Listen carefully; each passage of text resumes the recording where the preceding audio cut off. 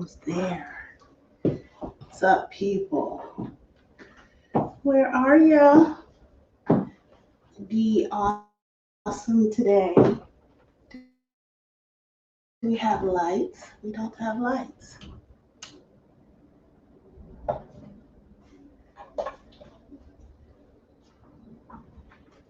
Be awesome today.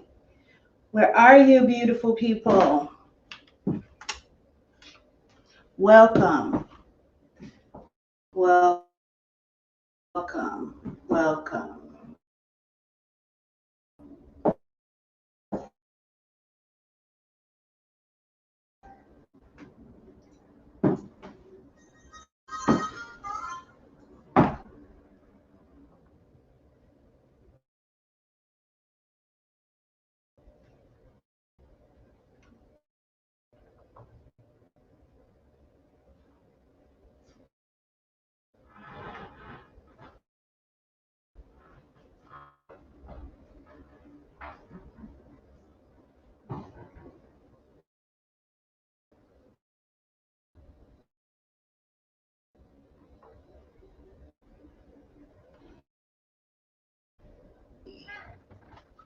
Not hide. I said hide. Hi, how are you?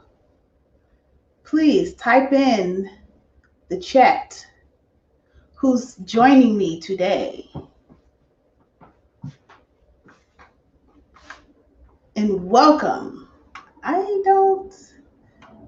Who's here with me? Who's here? Who's here? Yes. Hi. What's up?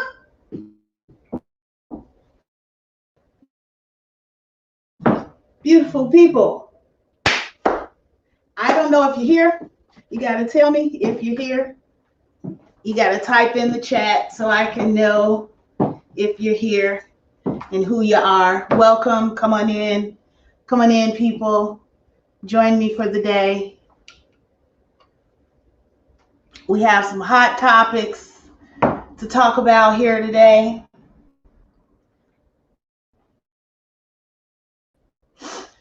Lots going on in the world. What's up, Darnell? Thank you, sir. Thank you.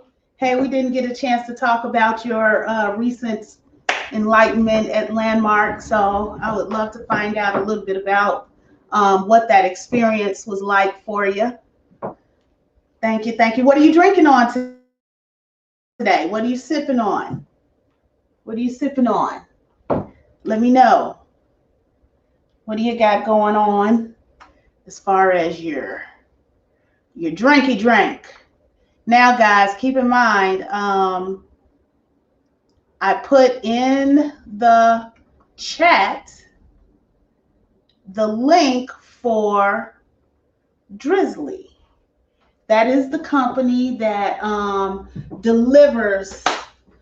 You see, I restocked on the wine. Can you see? Oh, can you see? I restocked on the wines.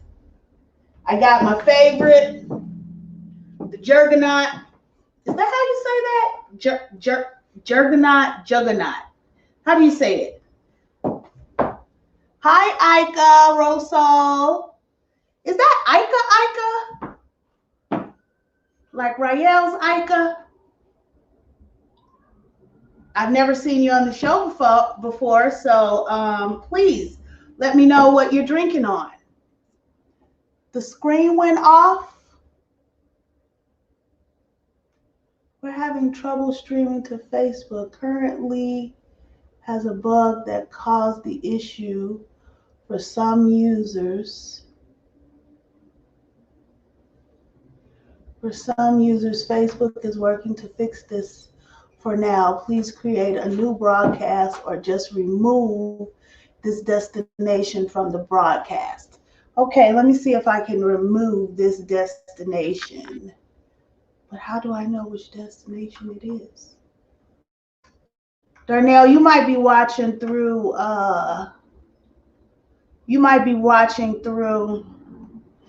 my team account. which you can just go to my regular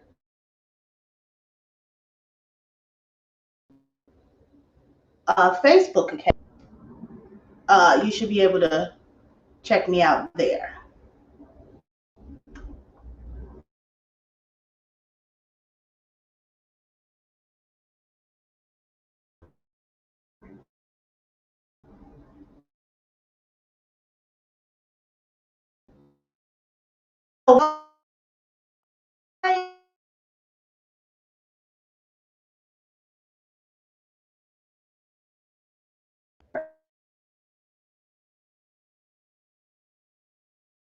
Talk.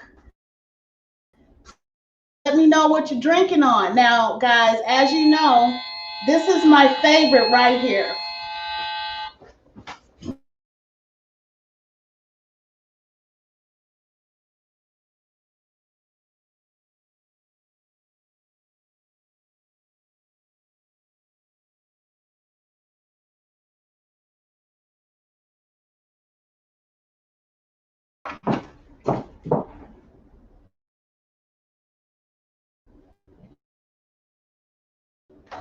Okay, it looks like I might be having a bit of a connection problem.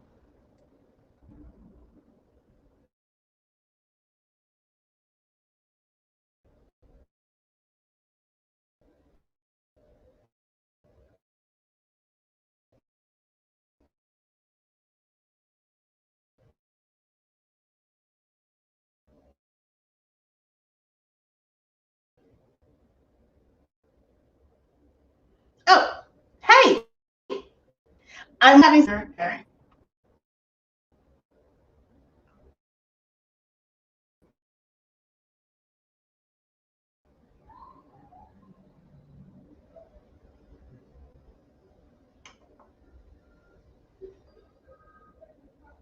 Per Angela, bad. Normally, I'm not exactly sure what's going on today. I'm back on.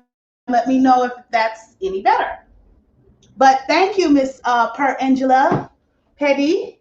Looks like, is this your first time here? Please let me know. How did you find us here? I'm sure I probably know you, Angela Petty. The name sounds familiar, but let me know what you're drinking on. Please let me know what you're drinking on.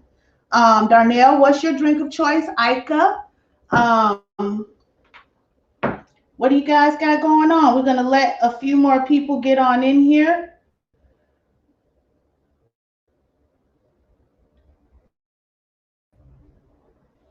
I'm reading some messages here.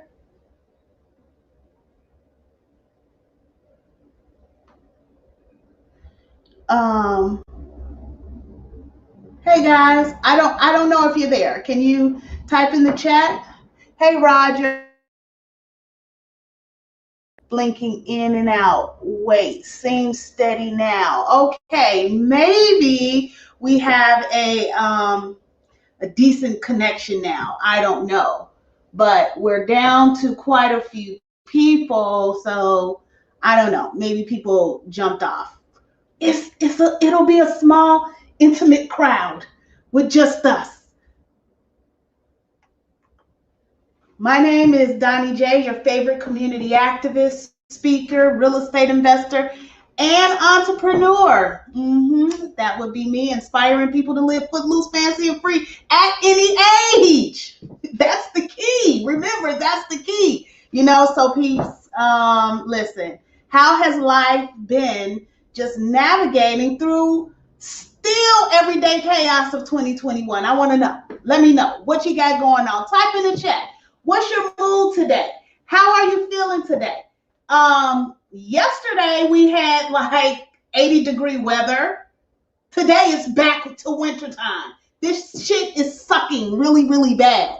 This weather is really getting on my nose. But welcome. Come on in. This is the time we're gonna take, a few minutes to check in, say hi, see what y'all drinking on. When I look back on my chat, I want to know what you're drinking on. So we got water so far. Roger, what's up? I think you didn't have water a couple weeks in a row. What you on a water diet or something? You was drinking ginger water last time, But tell me, what y'all drinking on? Water, wine, whiskey, whatever your drink of choice is. Cognac, tequila. Let us know. Type it in the chat. Let us know who you are. Hey, this is all about. I'm an entrepreneur, right? I want to know where the entrepreneur is at. What's your business? What's your side hustle? How can we support you? Who got their PPP loan? Who applied for their PPP loan? Darnell, I know you was waiting, so fill us in. Tap in. So what is Wine Up Wednesdays? Quite a few of you know, a few new people here. We're a weekly broadcast where we have intriguing one-on-one, because I communicate one-on-one with people, and one-to-many conversations. So we have group conversations. We talk about politics, sex, entertainment, business, and everything in between. So remember, let Wine Up Wednesdays be your release, your chance to forget it all and talk about it all, right? For a moment, and just be like me, footloose, fancy and free at 50. Yeah, I don't believe it. So I hope you're turned on, you're zoomed in, and you're ready to wind up. Let's see what we got over here. What's up, D? What's up, D? Lone Wolf made it. Moonshine. I know you from Georgia, but dang, moonshine. Come on now, D.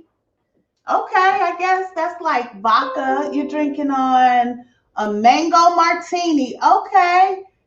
And high quality H2O. Okay, got that. Miss Angela Petty. What's up, bestie? You're not drinking tonight? Just got home, busy day. Okay. Well, how about if I take a drink for you? Who want to help me pick out a drink? Let me see if I can get on TikTok. Disclaimer. Let me see. I forgot to go last time. So we're just gonna do that right there. Now, what we got to drink on? Thank you, girl. I try to go and find the little cutesy stuff. And these is like not sunglasses, so I could actually wear these. I didn't get it yet. Any day now. Okay. So I want to know where my hustlers at, where my business owners, where my entrepreneurs, where my job creators at. It's a lot of things going on out here in the world that's making it available for you to be able to do that. So I want to know what you got going on. Okay, guys, it's too much for me to choose from here today. It's too much, and it doesn't seem like too many of y'all are having a drink, so it's just gonna be me. I'm just gonna get drunk by myself today. So y'all gonna help me pick out a drink? Who on the line? Okay, help me pick out a drink, because this is really too much to choose from. Hi, Heather. Welcome, Heather. Welcome. I'm on TikTok, guys. Heather, this is Wine Up Wednesdays. It is a Facebook Live show that I do every week, and we just talk about politics, sex, entertainment, and business. So welcome, and hopefully you will join us. If you would like to join me on Facebook, go to Wine Up Wednesdays, spelled with a Z, and we're there where you can kind of chime into everything. So guys, what are we going to be drinking on today? Now, y'all know I picked out the drinks because of the curious labels, right? So I found this. Everybody is into Scarface and, the gangster. So Francis Ford Coppola has his own wine. So I decided to try it. And this is a Cabernet Sauvignon. Francis Ford Coppola. Now, I've never heard of this. This is a Lambrusco. Who knows about a Lambrusco? I have no clue what Lambrusco is. Let me see. I don't know what here, new to the boss girl. I know. I'm so excited for our boutique. I know, I can't wait. I was just thinking about it today. But this is a Lambrusco. I don't know if it's a red. Oh, it's a red wine.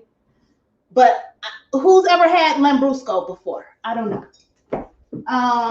Let's see. Oh, I got this one because of the name. It's Guggenheim. I love saying that word for some reason. I love saying Guggenheim. Even when I was in California, I never went to, speaking of petty, I think, yeah, there's some relation to Guggenheim and petty. I don't know what it is, but there is some relation to the two. But I picked Guggenheim. And this is a Malbec. This is a Malbec. Not quite sure what it was, but I know the last time it got me drunk. Oh, I got this one because of the name, Menage a Trois. I mean, I guess that's a thing. And this is a red blend. I got this because I love the color blue. This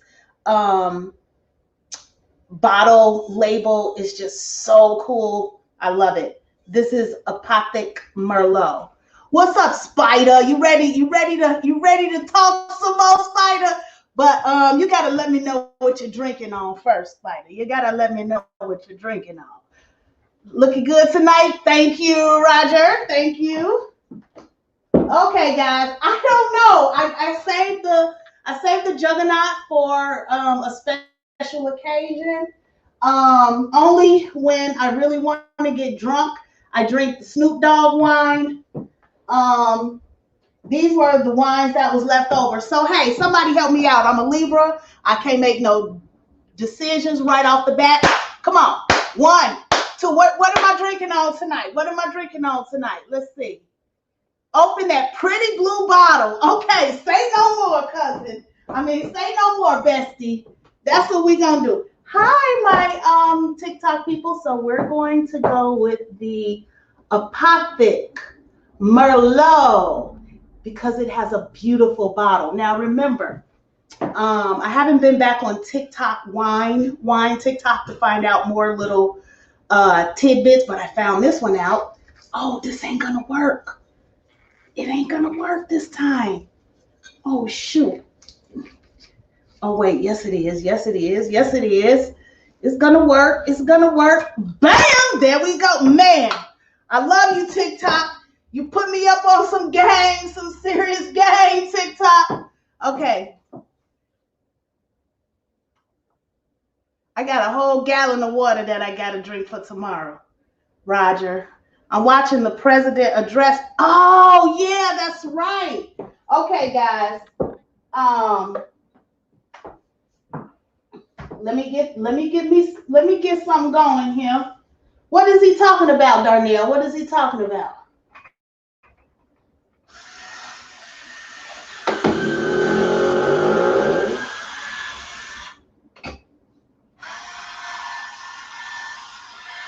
I love this thing, Roger. You know you're the coolest. This is a Merlot. Smells really good. Okay, guys.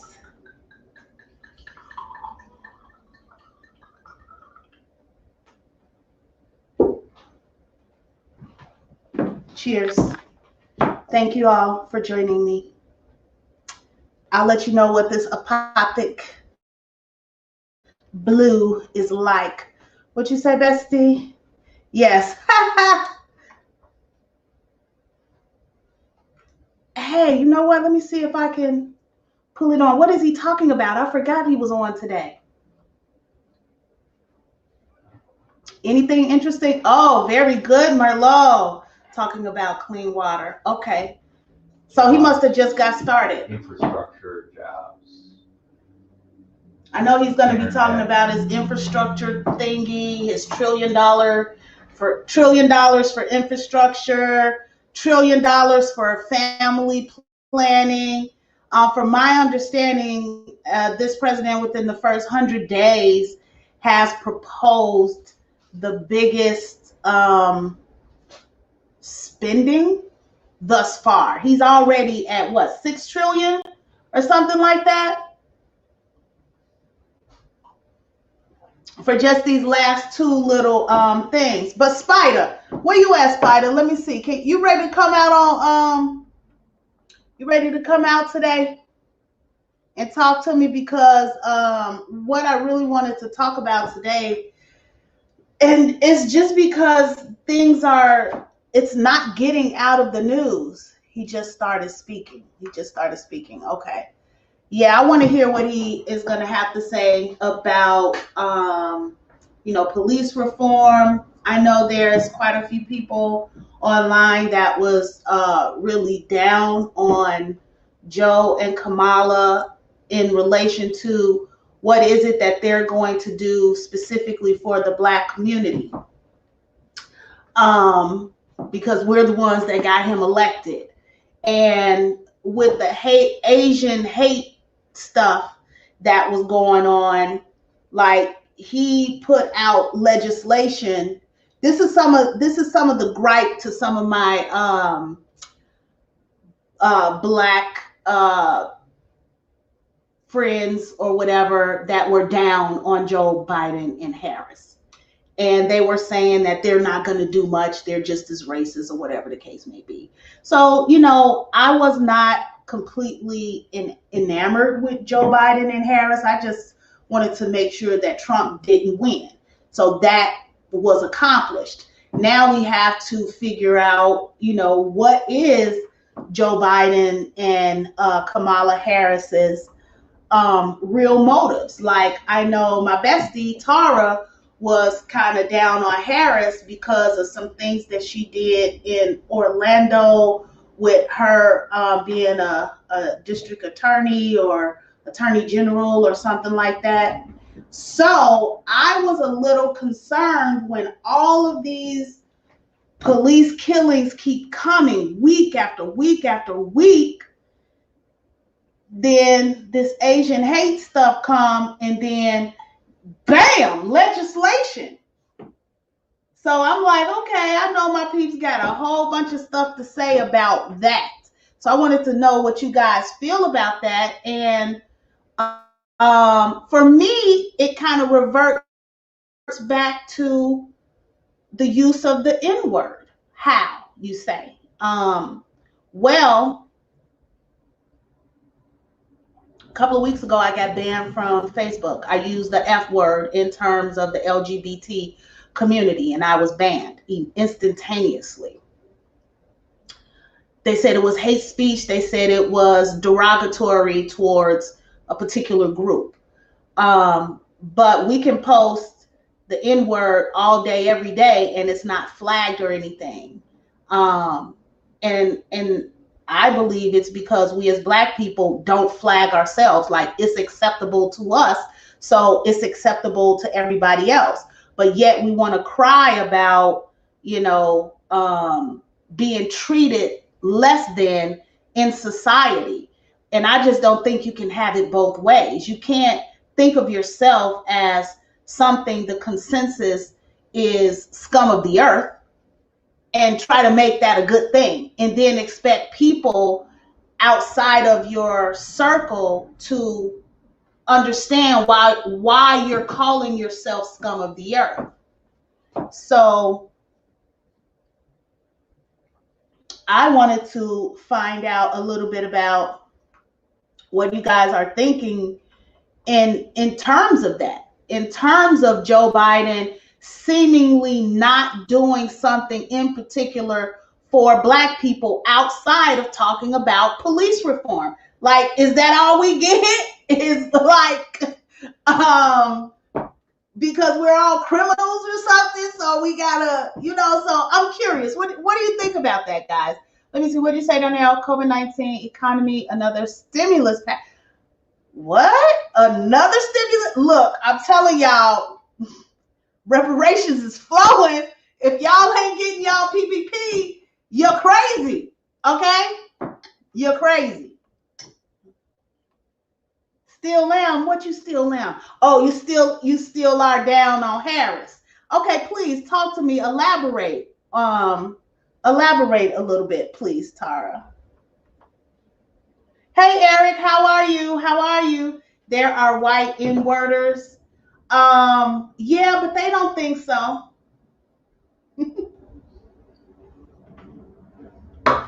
I mean, scum of the earth is scum of the earth. I mean, I guess an N-word can be, a white person, a black person, anybody for that matter, but you don't have white people walking around calling themselves derogatory names all day, every day, as if it is, something good, trying to put a good twist on it. So for us, especially with our condition in the world and our situations in our communities, we can't afford to be frivolous.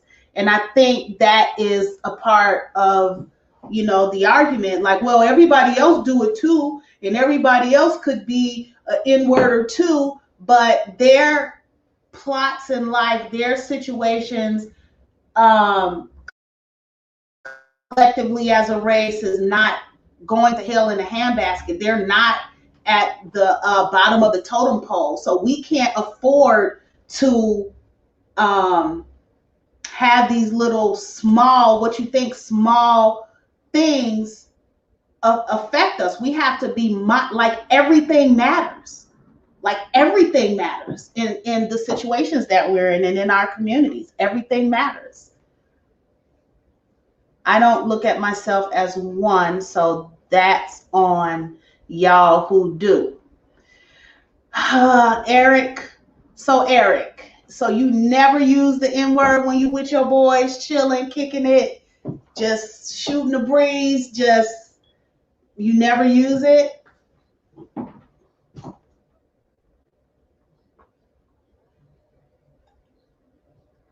Specifically, what did the Asian hate crime legislation do? That is a great question, and I don't know the answer to that. Hey, y'all, I'm telling you, this Apothic Merlot is very good. Go to drizzly.com. Drizzly is in quite a few states, and they deliver directly to your door. And you get discounts if you use my link. So please go and get you some. Get you this Apothic Blue. Get you the Juggernaut. This is Merlot. This is Cabernet. Get you the Snoop Dogg. This is a red blend. And you need something white. What did I get the last time that was good? I don't know if I got it this time. It was the Resolin. I didn't get the Resolin this time. I didn't get Resolin this time. But guys, I'm telling you, this is going on. I'm gonna be toe up on flow up before tonight is out. Remember this: be awesome today, even if you're drunk. Let me see. Specifically, what did the Asian hate crime bill do? I don't know. Maybe Eric, if you want to pull it up. I know there was some people doing some research in live time while we were talking last week. Let me see. They put programs in place for Black people to separate us or hold us in bondage. Who? They put programs in place for Black people to separate us or hold us in bondage. Recently, or are you talking about in the past? Because of course in the past we know that. I got to run. Something came up. See you next week. Thank you, Darnell. Thank you for joining me. Let's talk soon. But yeah, guys. So with Joe Biden up there doing his speech today, I really do want to be like watching it. I forgot that I would be doing this right at the same time. We're supposed to have somebody on my webinar today. I can't remember. Oh no, that's tomorrow.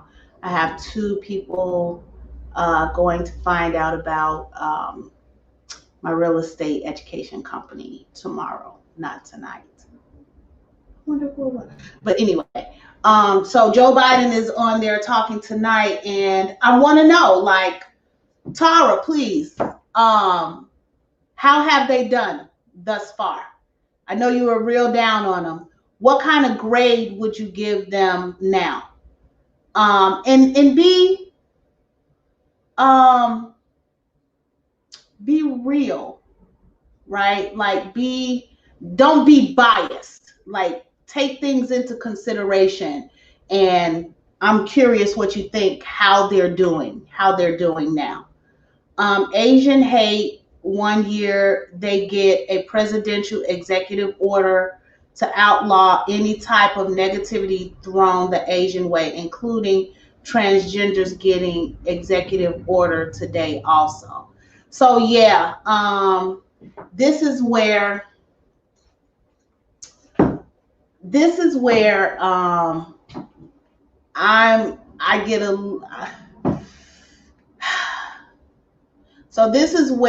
I get a little concerned about the agenda and how what Tara was telling me before about how it's just going to be more of the same.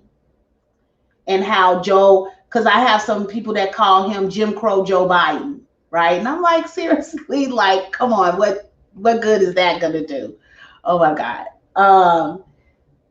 And it concerns me that he will do stuff like this, like overlook, real problems in our communities. But, I have to ask the question, are we in our own communities overlooking our own problems in our own communities?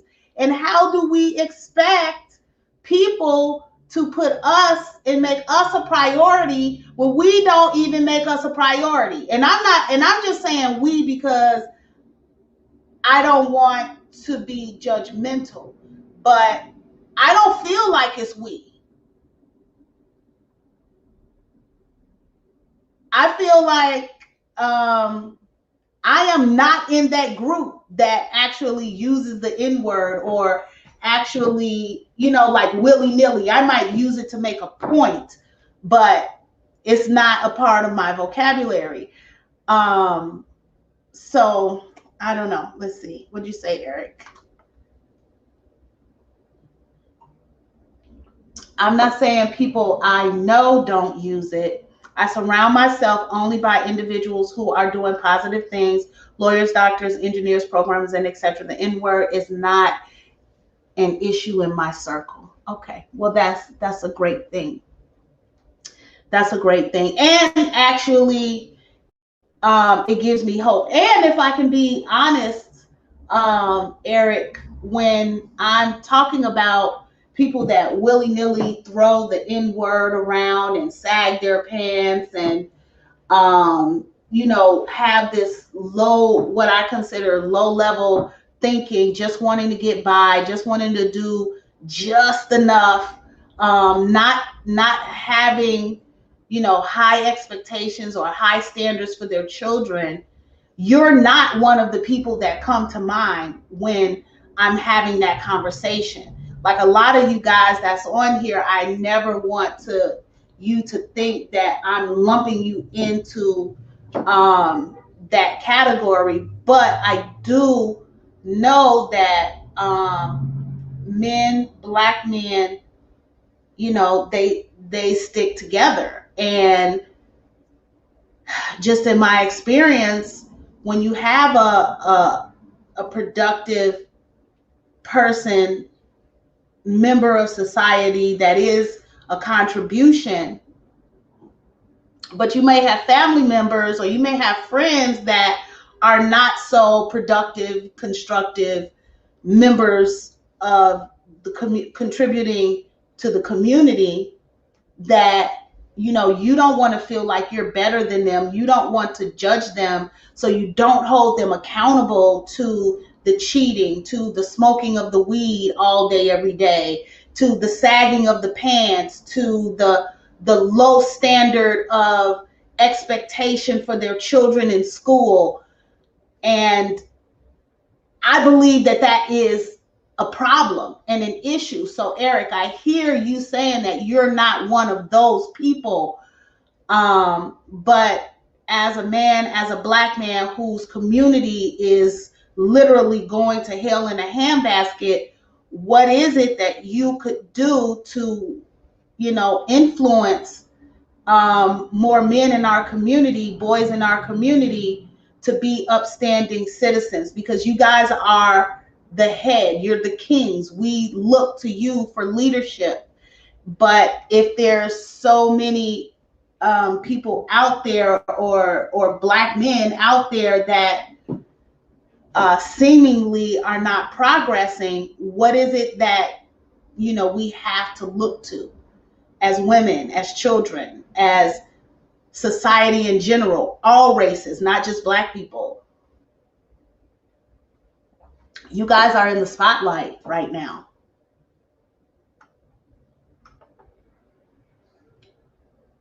What'd you say, Tara? It's too much to type, but I give them a B. Okay, it's still early. Well, I'm glad to hear that. I would definitely be curious to hear what you have to say about it.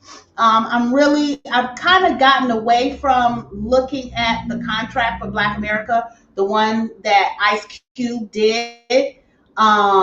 It's been a little quiet around him, so I just know in the near future, I really want to pick that back up. I really want to reach out to him. I really want to really kind of focus in on that and get people talking about it again, because what he had in there was good. I think there needed to be a few tweaks or whatever the case may be, but and there was some things in there that I thought were a little bit far-fetched, but overall, it was a good proposal. And I think if we as Black people got behind it with maybe a few tweaks or enhancements, we can really make some waves, that we can potentially create that unity that is not in our community. What'd you say, Larry? Hey, Larry, what are you drinking on tonight, Larry? 7 and 7? You got your Seagram 7 and 7? Let me see. Why does anybody think an executive order could protect us from local police? Bottom line is, people elect a president, not a king. Okay, I get that, Larry, but I think the whole point is that he actually, in a very, very short period of time, took what seemed like some serious action. Whereas we've been dealing with, like, who was the first person that got killed? What, Michael? No, it was Trayvon Martin.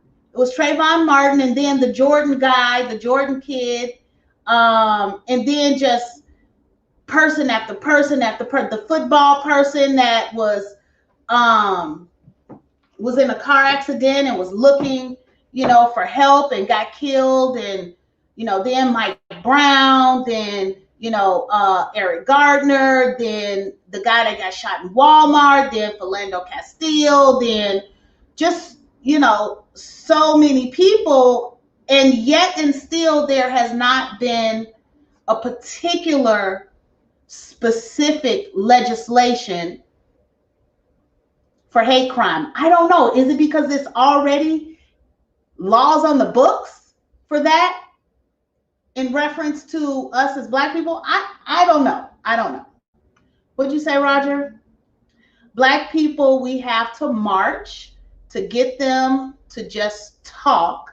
Nothing else, just talk. No presidential executive order to stop Karen's calling the police on us, from bank tellers going out of their way to discriminate, schools for yes, right. Okay, so this is my concern, Roger. And this is where I agree with my bestie, Tara. And I hate to have to agree with her on this. But for me, it boils down to, do we care enough about ourselves in order for somebody else to care enough about us to do something? And that's the question that I want to pose, right? No, there hasn't been executive orders for these things, and there technically should be, because that's an easy call right there, Roger. That could have been legislation, just like they did for the Asian hate crime. Those are a few simple things that they could have done some executive orders for. You're absolutely right about that. And that didn't happen. And it's unfortunate that that didn't happen. And I think for us as Black people, it takes a mental toll on us, because it's like, okay, well, shit, we need some protection too. But if I can play devil's advocate, the N-word, like, we willy-nilly, willingly call ourselves, because I don't, okay? Some Black people willy-nilly call themselves, their family, their loved ones, and their children scum of the earth on a daily basis. And then turn around and expect somebody else to give 2 more shits about them than they give 2 shits about themselves.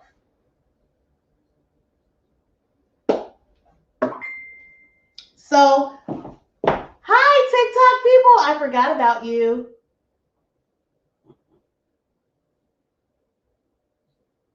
You can join the conversation. Please go to Facebook. Go to Wine Up Wednesdays. Like the page and tune in. That way you can comment. But thank you for joining me.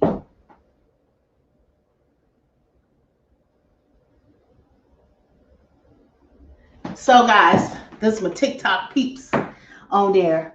I still haven't figured out how to get onto IGTV. Hi, Robin. Hi, welcome.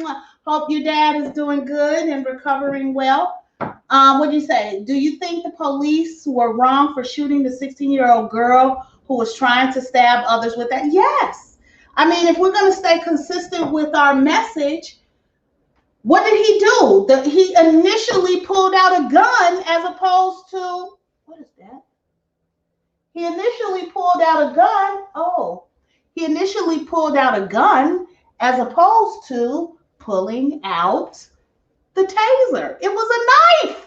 He knew it was a knife. He saw it was a knife. And once again, that boy, and Spider on here. Where you at, Marlon? I think he done went somewhere because he ain't here no more.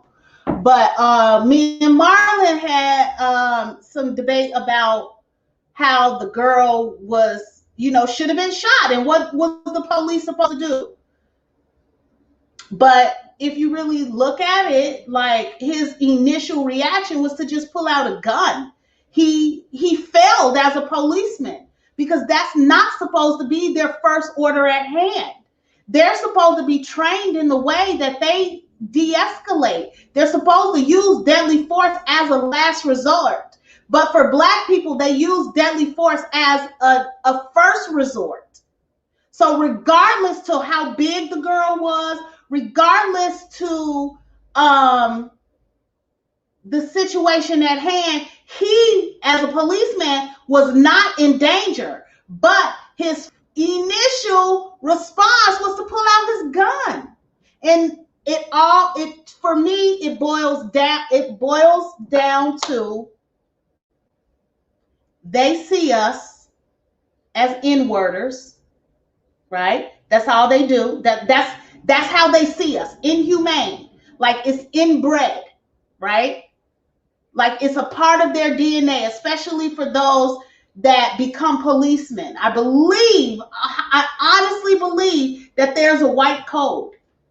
And there's some things that go on behind the scenes that we will probably never be privy to, that Black police officers will probably never be privy to, unless they cross that line, like Candace Owens crossed the line, like she went to the other side. That's the only way I think Black police officers get in. But they inherently think of us as inhumane. So his first inclination was to pull out that gun. And this is where I disagreed with Marlon, because Marlon was like, well, what was the police officer supposed to do? He was supposed to pull out his taser. He failed as a policeman. That's what I think, Robin. What you say? That's kind of strange, because I know doctors, lawyers, engineers, etc. Yes, they do use that word. I know, and it's unfortunate, because even though they're in, the higher level of positions, our communities are still going to hell in a handbasket. We are not progressing. We are not prosperous like we should be, with all of the talent, we always talk about how good melanin is and how everybody wants some melanin. But then we don't really live up to the potentials that we have and hold within ourselves. So yes, they may use the word, and they might feel like they've reached the pinnacle of success, so it doesn't matter for them. But that's where our community falters, because there's no unity. Forget what you got going on. If you've made it, if you made that pinnacle of success, then you need to reach back. And our communities are not doing well.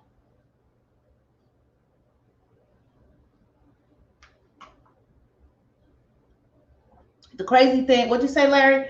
The crazy thing, oh, Larry, you didn't tell me. You on your Seagrams and 7 tonight too, or what you drinking on? Tavio, I hear you. I see you. What you drinking on? Eric Sadler, what you drinking on? Robin, what you drinking on?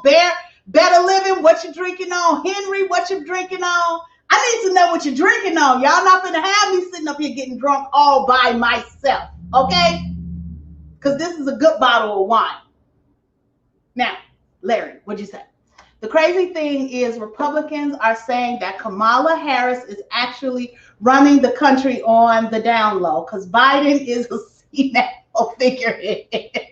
So Black folks think Biden is all powerful, and Republicans think he ain't even in charge. Yeah, it's crazy. And the man, I don't believe is senile. Okay, he's been an elected official for many, many years, so he absolutely has some experience. He's evolved, right? Remember they called him Jim Crow Joe, right? But he's evolved, because who else acknowledges white privilege as a president? I'm filling my glass back up. Who else has so many conversations about equality, whether it's, I don't believe it's frivolous for him. I don't believe it's hyperbole. I believe he knows that it's a problem and something needs to be done. Now, does he do everything that needs to be done? Maybe he's set in his Jim Crow ways. I don't know. But it looks like he's evolving. It looks like, and it sounds like he's trying to make some strides.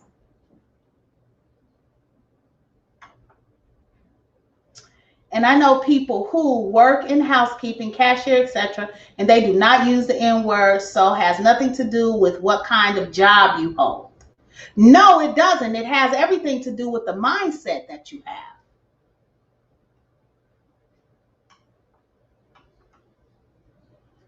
Hi, Menanjo. Did I say it right? Oh my God. Every week. I think it's Menanjo. Not Namanjo. Menanjo. I think I got it. Did I say it right? You're drinking Red Bull sugar-free. Okay. What you drinking on, Tavio? What you got to say? I look incredible. Thank you so much, Tavio. I appreciate that. I appreciate that. I was wondering because I got this. I got my Euro lock still in my head. Y'all see it? It's still red hair. It was cute though. It lasted for a little while. It's time to come out though. I need some new hair. But thank you. I'll take the compliment.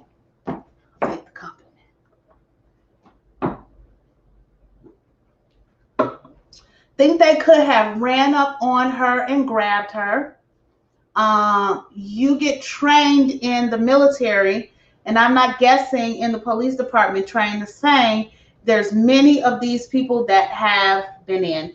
I mean, Roger, because police brutality against Black people is so in the news, I do believe that he failed as a policeman.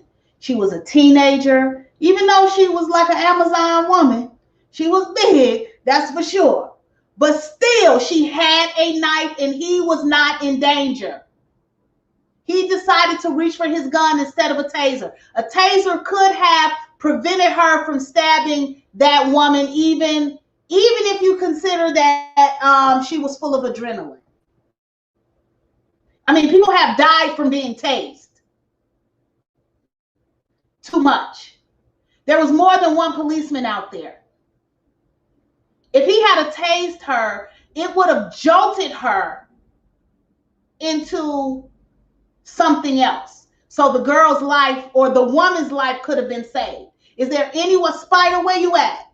Because you were talking about how this 16-year-old girl, you were glad that she got killed because the other person could have got killed too. But that other person was a grown-ass woman that came to deal with a child. However big she was.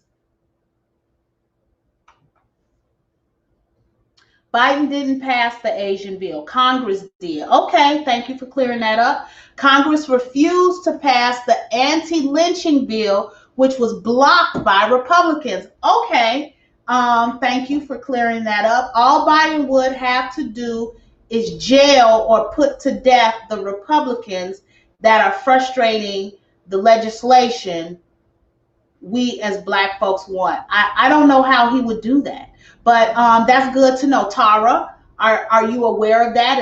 It wasn't Joe Biden that didn't pass an executive order on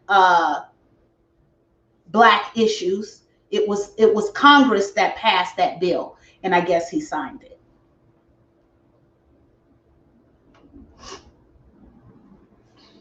Outreach is the answer. Eric Sadler says, outreach is the answer. I've been a big brother for 30 years to several successful young men. Okay, great. More mentoring and less young men making babies they can't afford is the key. We must provide mass outreach and mentoring programs for young men.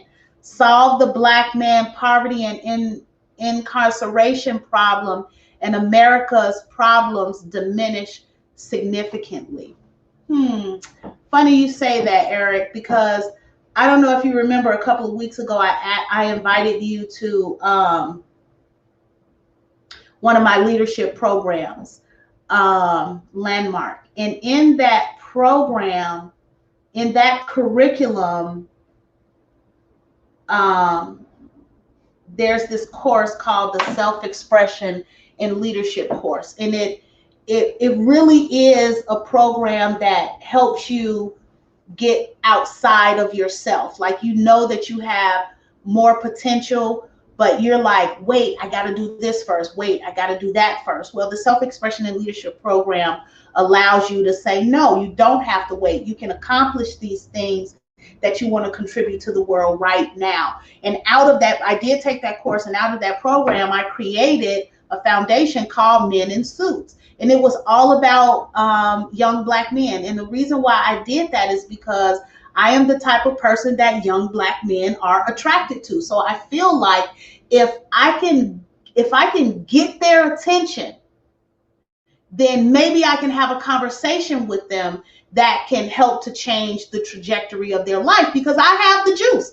I have what it takes in order to create financial wealth. The company that I work for, that's what we do. We talk about real estate. We talk about utilizing the principles of real estate to generate and create wealth, no matter what industry you're in, no matter your background, no matter your past experiences. So I wanted to take what I have in my pocket, what I have been blessed with, and created that foundation for young men, Black and brown men, or inner city people. Now, since then, I haven't really done much with it, but I've been thinking about really bringing it back to the forefront for this reason in particular. And with you saying this, lets me know that even, I don't know, it's maybe about 4 or 5 years ago that I was onto something. Because I created a foundation specifically. It was where professionals would donate gently used suits and briefcases to young men that wanted to be in business for themselves, that were used to being in the streets, that was used to making the type of fast money that they were making, and they weren't going to get that type of income just working for McDonald's or going out there to get a job. So Men in Suits was about professionals donating business suits and briefcases to young men, mentoring them who wanted to be in business for themselves. So guys, you'll probably more than likely hear more about that in the near future. What do you say, Tara? Unfortunately, I use it sometimes. Okay, unfortunately, I use it sometimes, just being honest. Okay, I understand that. Most times I use the N-word when I'm mad as fuck, and probably just when talking to a friend about a situation. I know. And that's why I think so many Black people tell me that, Donyetta, you crazy if you think that word is going to end. It is not going to end. But I'm determined. If I can have, I've had several people to stop using that word based on my conversation with them. So I'm not deterred. I am not deterred. And the word makes me cringe, especially when I hear parents say it in front of their children, but more when parents call their children the N-word. It does something to my insides, especially a man. If a man calls a young boy the N-word, oh my God, it just does something to me. And then you wonder why they out there with their pants hanging off their ass and they acting like savage beasts, because you call them that all day, every day. Don't get me started, please. But yes, eradicate the N-word. Hashtag eradicate the N-word. Let me see, Robin. If someone was trying to stab me and the police were there, I would expect them to protect me. I do agree. Robin, he could have tased the girl. He could have tased the girl. What's up, Better Living? I'm late as hell. That's okay. What you drinking on tonight, Better Living? What you drinking on tonight? Hi, Henry. Thank you. Thank you for joining me. I haven't seen your name here. If you've been here before, thank you for coming back. Let me know, how did you find us here on Wine Up Wednesdays, and let me know what you're drinking on. A warning shot could have stopped everything. I don't know. The girl was big, right? And this is another thing that I haven't really had the opportunity, the point to make, which is, again, the use of the N-word. Now, the use of the N-word and the use of the B-word. Now, women these days have adopted this attitude. Yeah, bitch. What's up, bitch? What's up, bitch? That shit used to make me cringe. But to be honest with you, because I look younger, but I'm older, I hang around younger people. So I noticed that this was in. And if you guys have been tuning in from the very beginning, when I had a co-host, we had this conversation about women calling women bitches and how I had to evolve into accepting that as fact because I didn't like it. I thought it was as bad as the N-word. I thought it allowed women to be raunchy. And it made us as Black women look ghetto as hell. And I didn't use it. But because I'm older and I deal with younger people, I was like, well, okay, well, maybe that's it. Maybe that's what they do. So there's been a couple times where I'll be like, what's up, bitch? I don't like it though. And I hate when I see younger girls. Like I have some girls that I mentor. And they do that. And I try not to be so judgmental of them, but you know, I let them know like it's not really professional. It's not, you know, it's not really the image that, you know, you want to portray. But the point I'm trying to make is, can we address how that 16-year-old has such a bad fucking attitude that nobody could tell her nothing? Nobody could tell her, slow your fucking roll, little girl. Because the sentiment in our community is fuck you, bitch. And we got to be the biggest, we got to be the baddest, we got to be the loudest, we got to be the toughest. Can we have that conversation about how that Amazon looking young girl, because she was still a kid, could not probably even be talked to, let alone I heard some reports of the parents was the one that actually gave her the knife. I don't know that. I don't know that to be the case. But can we have the conversation about how these young girls are out here being the baddest motherfucker on the block? And who's teaching them this? Where are they getting this from? But yet and still, we want politicians to go out of their way to make it better for us when we're teaching our children to be bitches, hoes, and niggas.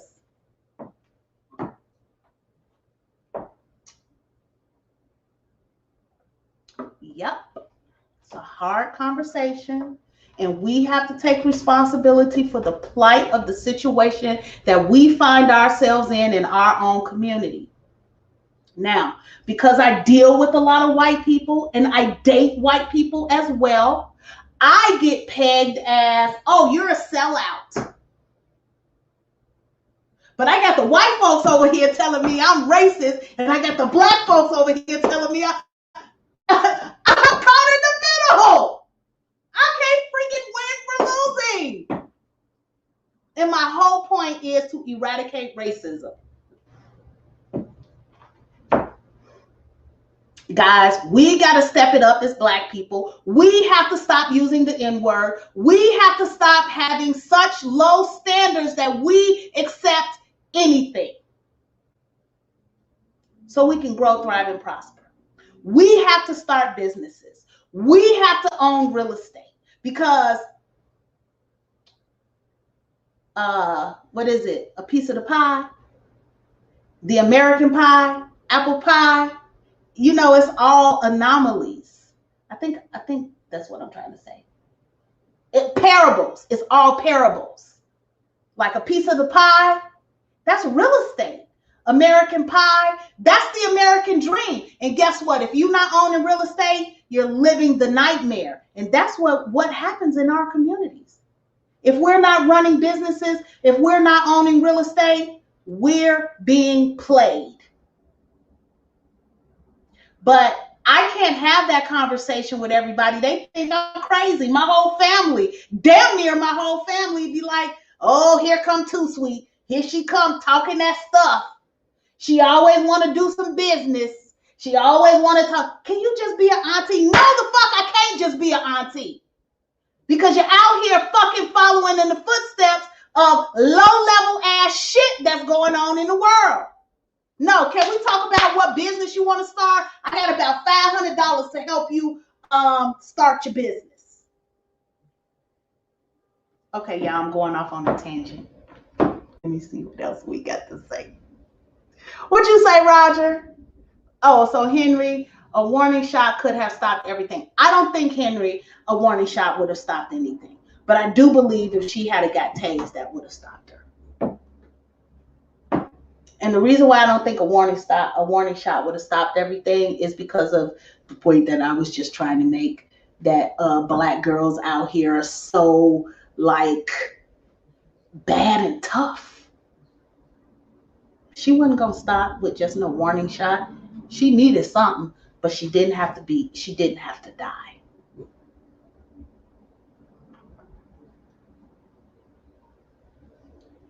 The contract for Black America, it's still there, but there's been a lot of organizations trying to block it or take over. Okay. I don't know, but I said after today, I was gonna start reaching out to Ice Cube and really getting back to delving into the contract for Black America and reaching out to different politicians and entertainers for interviews about what they think about the contract for Black America. So stay tuned for some of that.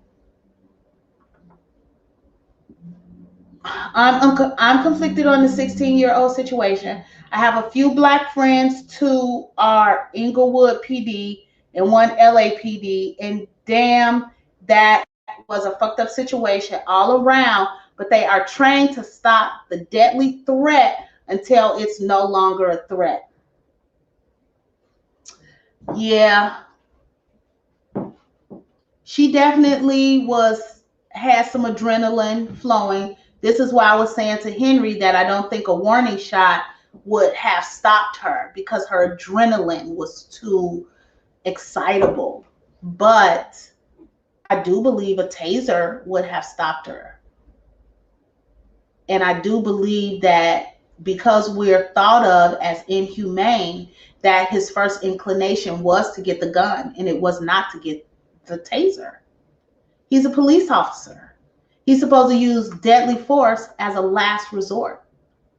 I disagree. Watch the video start to finish. Had he not shot her, that girl in the pink would be dead or severely harmed. A taser would not have stopped the girl in that instant. It wouldn't have stopped that arm from going forward. The cop had 10 seconds from that time to open his door. I just disagree with you, Eric. I disagree.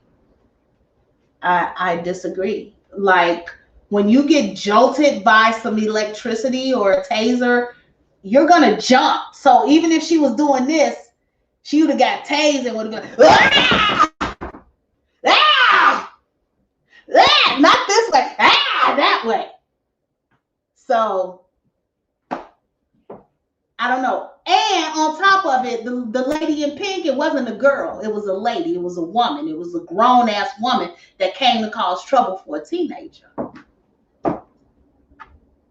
So,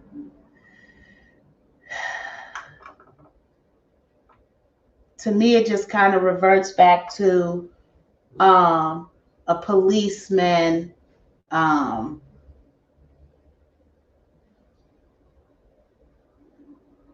looking at us as inhumane, and his first inclination was to kill.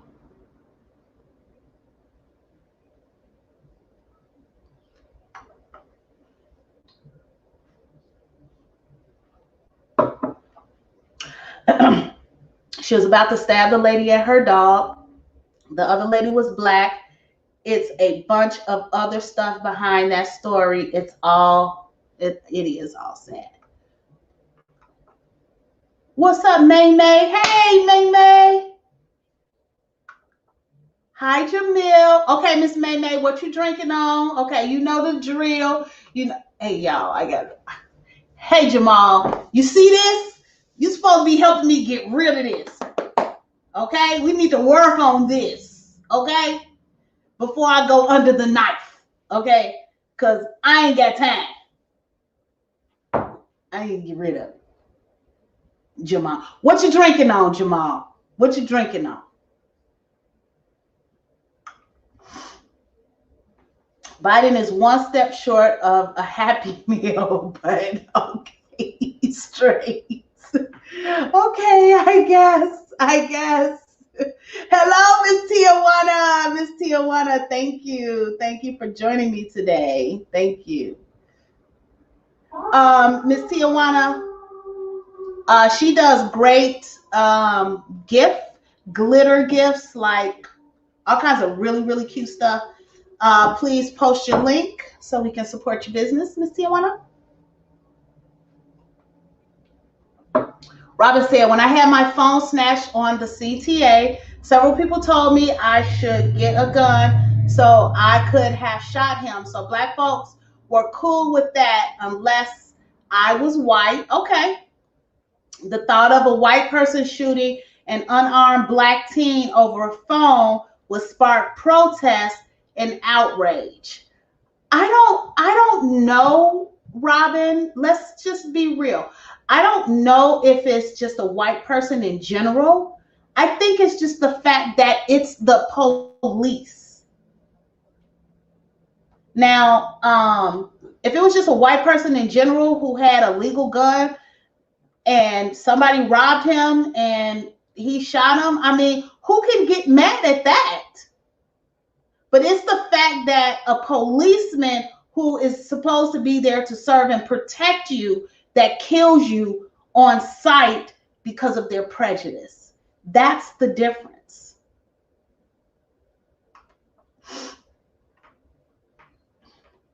But it also, Robin, goes back to like what you're saying here goes back to why I think black people shouldn't use the N-word, because, you know, you say unless you were white, you know, so black folks were cool with it unless you were white. So if a white person calls you the N-word, then you have a problem with it. But you can call yourself and your friends and your family and your loved ones the N-word all day, every day, and it's not a problem. So I get that part. But I think the outrage comes from where a policeman is meant to serve and protect, whereas a everyday person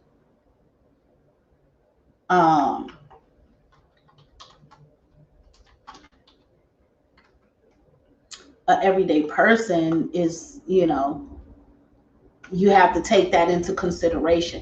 Now, one of the things that I was going to talk about today was, and that kind of coincides with exactly what you're saying. The guys that killed Ahmaud Arbery, you know, they were indicted today. Or I don't know what was it today? Yeah, they were indicted today. 3 indicted on federal hate crime charges in Ahmaud Arbery's death. Now, these were just regular people. These were not police, but they still got away with it for a time being. But now they're catching hell and they're going to get the justice due to them. So, Robin, I kind of agree with you. And this is to my black counterparts. How do you expect people to care about you when you don't really care about yourself? And the use of the N-word, the willy-nilly use of the N-word, and calling yourself, your friends, your family, and your loved ones something that most people understand is, not a good thing, how do you expect them to uplift you and uphold you when you don't do it yourself? What'd you say, Roger? He was in a better position to take her down and disarm. Was it a butter knife? Was it a butter knife? I thought it was a hatchet, the way that they were talking. Marlon, where you at? Marlon, you came on for a minute and then you disappeared. What's up with that? Because me and you had this conversation on Facebook.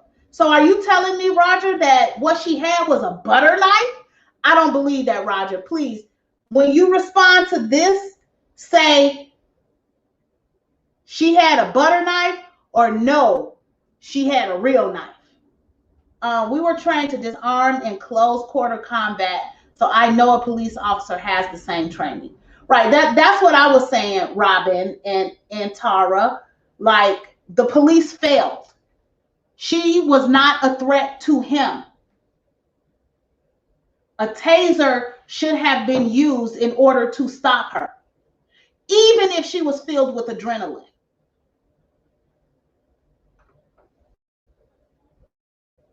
She didn't have to die. Eric say, it's more than mindset. It starts in the home. It's parents teaching their offspring to behave in that way. Keep in mind, Eric, she was in and out of foster care. So I'm not so sure if it was a particular upbringing than it is the sentiment that's going on in the Black community. Some of these young ladies out here are so raunchy and nasty and disgusting and dirty mouth and foul. How you say it? Foul. Foul? Am I saying that right? Okay, I'm trying. Okay, you know what I'm trying to say. That it is ridiculous. It is completely ridiculous. And to a certain extent, I do understand, because I actually found myself one day in a conversation jumping to my own defense and having to be bad and tough because of something a man said to me, and it put me on a defensive. And in hindsight, when I thought about it, I was like, damn, I see why women have to be so hard in this day and age, because I instantly turned defensive. I can't really remember what the situation was, but I do remember that I was having a nice cordial conversation with someone, and then I said something that put me in a position of power, and this person said something to diminish that, and I had to get defensive. And when I thought about it, I was like, oh, damn, this is why we have to be hard. This is why we have to protect ourselves as women.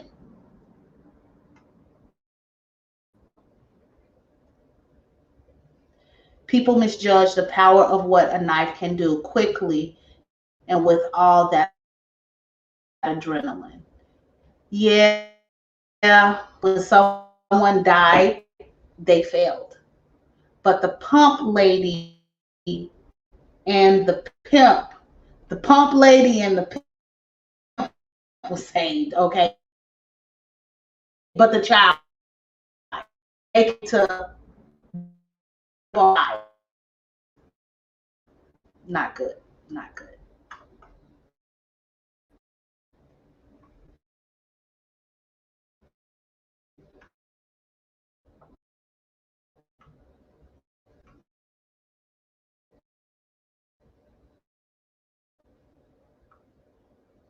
Why is stuck? I can't read what you say. You say, wow, not glad she did. Damn. Wait a minute. Wow, not glad she is dead. Damn. To whoever to say without knowing the full story. Yeah, was kind of going back and forth. He was like,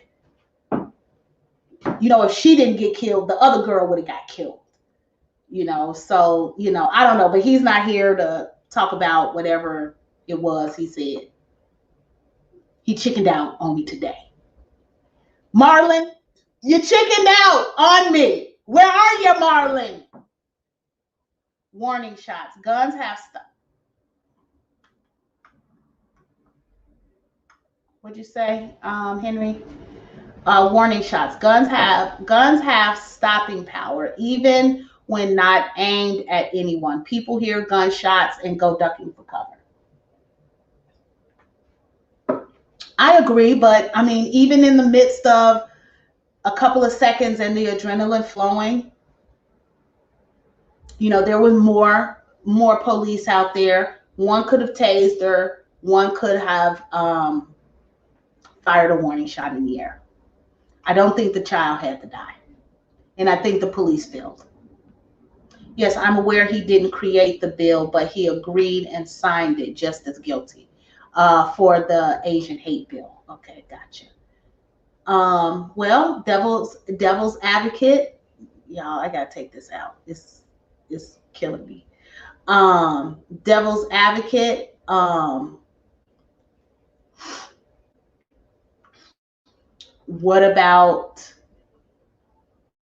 What do you think about us not caring about ourselves by, like, we only in our circles is the N-word a good word?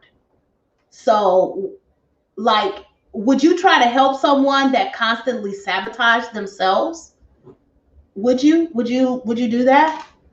Yeah, this got to come out. I'm sorry. Ow! My Eurolocks. Ooh. Woo! Jesus Christ. So much better. Okay, sorry. Keeps it real. We keep it real around here. Okay.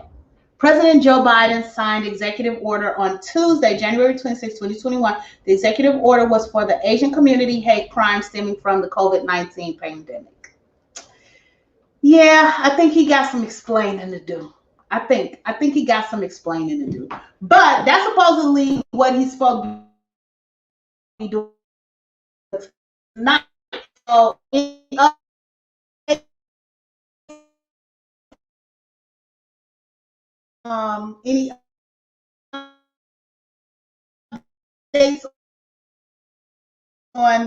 updates on you back? You're back with me? I'm back. What'd you say, Larry? The cop didn't have the time to run up and grab her.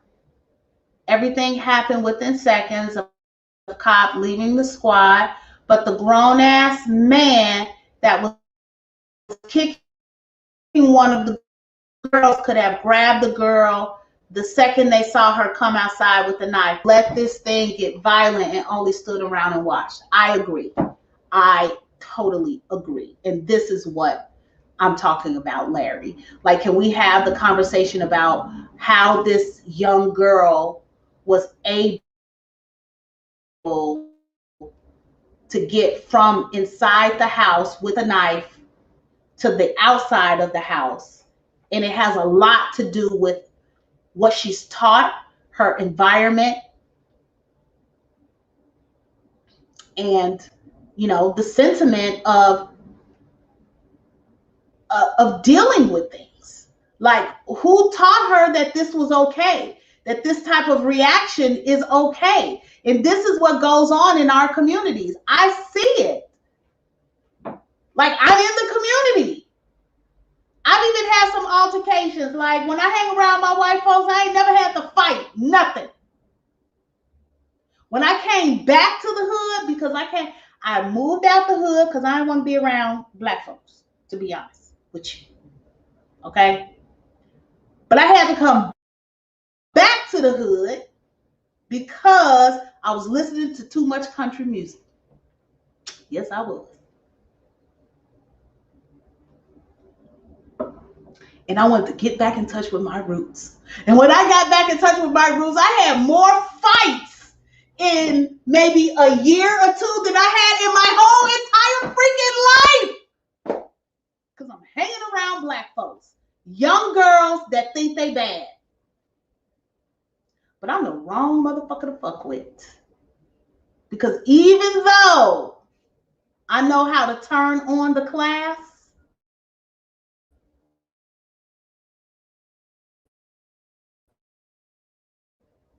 I could turn it off.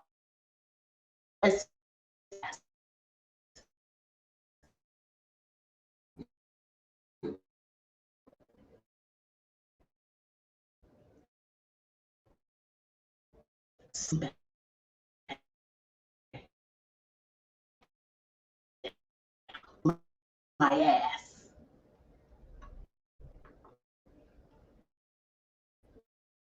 That's a whole nother story.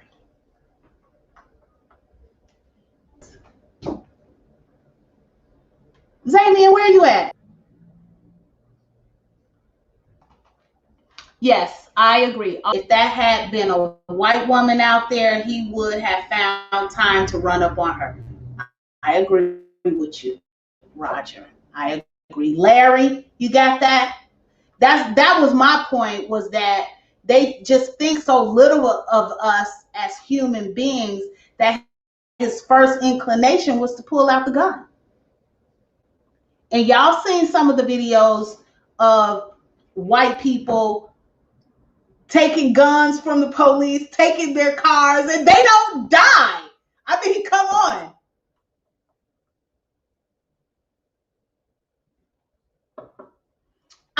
Okay, Tara, she say, that's my word. I'm always like, this bitch, guess what? Bitch, look at this bitch, this nigga. I know, Tara. And how many years I got on you, Tara? What? You right behind me, like 1 or 2 years. But yes, you got me comfortable with using the B word. You and a couple of other of my girlfriends. You know, I hang around white folks. They don't walk around calling themselves bitches all day long. So when I came back to the hood, it was like, yeah, bitch. I'm like, ooh, why she call me a bitch? Oh, you don't mean no harm. Okay, what's up, bitch? What's up, bitch? Okay, I can go both ways. I can hang with the best of them. But I don't like it. And I think, actually, honestly, I think it's okay. But because our communities are going to hell in a handbasket, that we can't afford to do it. Like the little girls that's out here, it sounds and it looks so bad that I can't, as an adult woman, can't even afford to be free in that way because the children.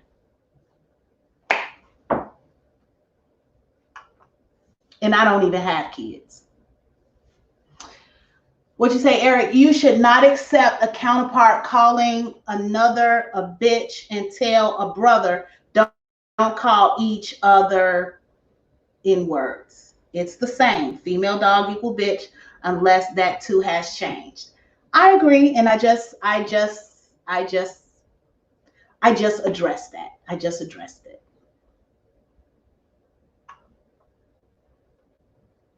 Calling what you say, Robin? Calling women bitches is just as derogatory as the N-word, no matter what age of the person who is using it, or if it is a trend. Neither one is acceptable.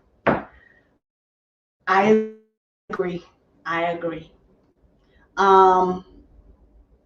Full transparency, I have become comfortable in using that word. I don't use it nearly as much as my friends, my girlfriends.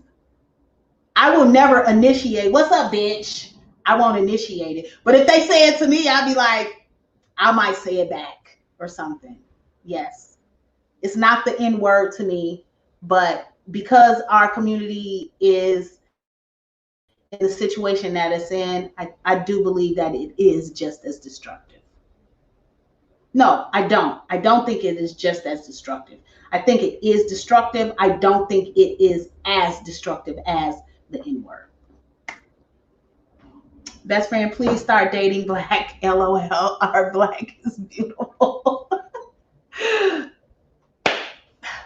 No comment, bestie. Their pepper spray would have stopped everyone. Interesting, interesting. And you're right. You're right, Roger. You're right. But because we consider ourselves scum of the earth, mostly in our community, I think people who are not of our community, they have that sentiment like we're disposable. We're disposable. We're getting way too many videos of the white supremacist nations going off on police officers, and a lot of those police officers are getting wounded or killed simply because they won't use deadly force with those guys. Exactly. That was my point, Roger. That was my point. Like, it just reminded me of the fact that they think of us as inhumane because his first inclination was to get the gun. And you know, if that was a white person, they would have done everything in their power to make sure. I don't even think it would have been a conscious thing to make sure that they didn't die. I just think it was like, it would have been a natural, organic reaction to not pull out the gun and kill.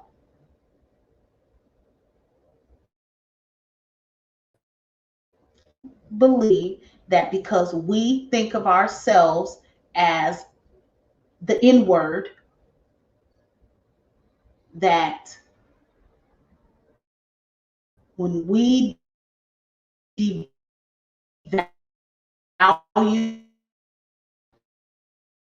ourselves, or when most people, us as Black people, is taken on a collective level, people who hire people, but I think we need to eradicate the N word within our own communities. Guys, I got to keep track of the time. Oh, I forgot about my TikTok people. Hi, TikTok people. Are you still there? Hi, TikTok. Please join me every week, Wednesday, Wine Up Wednesdays. Find me on Facebook. And join us for the conversation. We talk about politics, sex, entertainment, and business. This past week, you have a mortgage. I don't know if you have a car note, if you have student loans, or if you have credit card debt.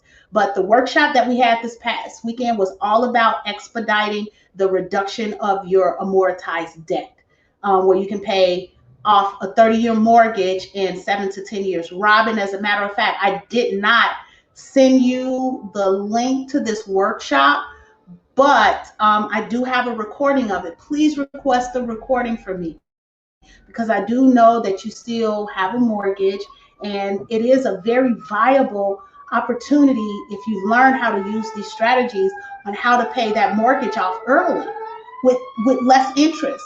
But that strategy works for car loans. So you can pay your car loan off early by utilizing these strategies. You can pay your credit card debt off early. You can pay your student loan debt off early. And this is literally one class in our basic curriculum. It's like our education is broken down into a freshie, sophomore set of classes and a junior, senior set of classes. So this is in our freshie, sophomore set of classes. This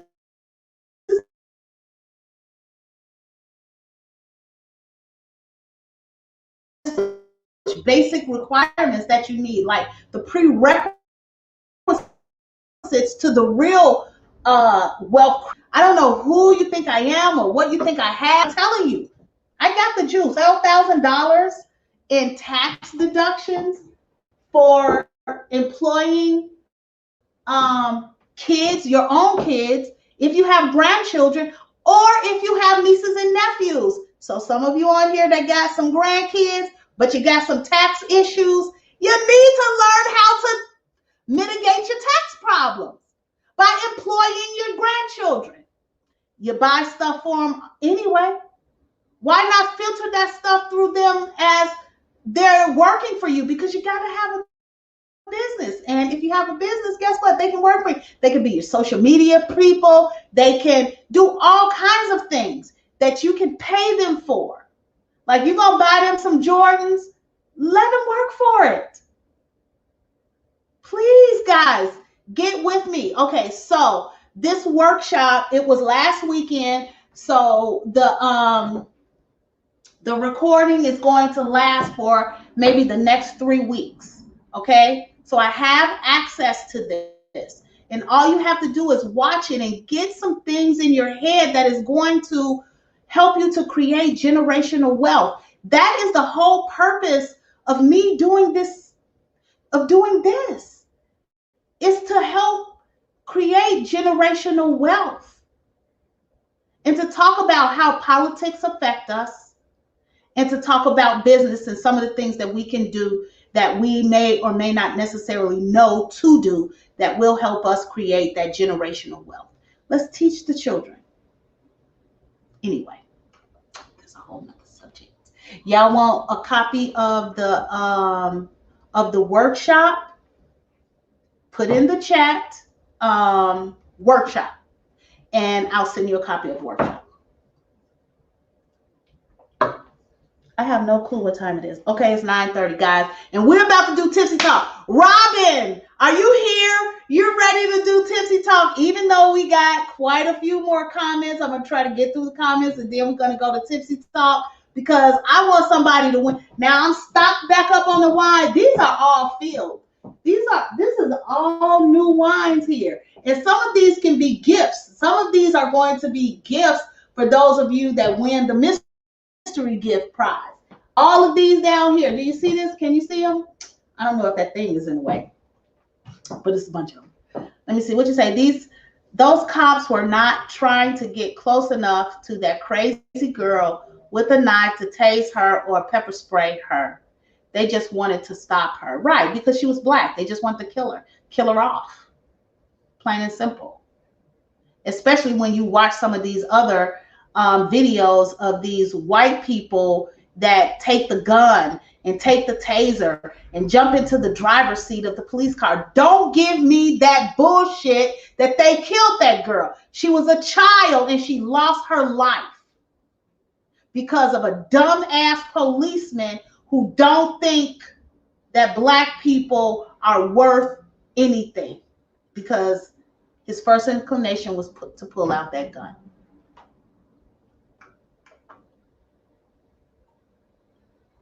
Unfortunately, that police officer did serve and protect. He was called to serve a job. He was called by her. He was called by her. She was standing her ground. And he protected the lady in the pink. I'm done with this topic. Yeah, the lady in the pink was a grown-ass woman going to attack a child. What's up, Zamian? What's up, Zamian? Glad to see you here with me. What are you drinking on? You got to let me know what you're drinking on. I'm drinking, what am I drinking? Oh, I'm drinking Apothic Merlot. And it's actually good. Now, I'm not really that drunk yet. Let me see. And I'm not quite half done with the bottle. Can y'all see that? Y'all can't see what's in it. This bottle is so cool. I hate to throw away any of these bottles, though, because the bottles are so cool. Let me see what you say, Larry. Cops don't do warning shots because they are only supposed to shoot as a last resort to stop someone threatening deadly harm to someone, which is exactly what happened in this case. He wasn't close enough to the girl to grab or tase her. Okay. Warning shots not only aren't likely to stop someone in a deadly rage, warning shots are likely to cause harm to bystanders. Cops get in trouble for shooting wildly and nothing in particular. Case in point, one of the cops in the Breonna Taylor case.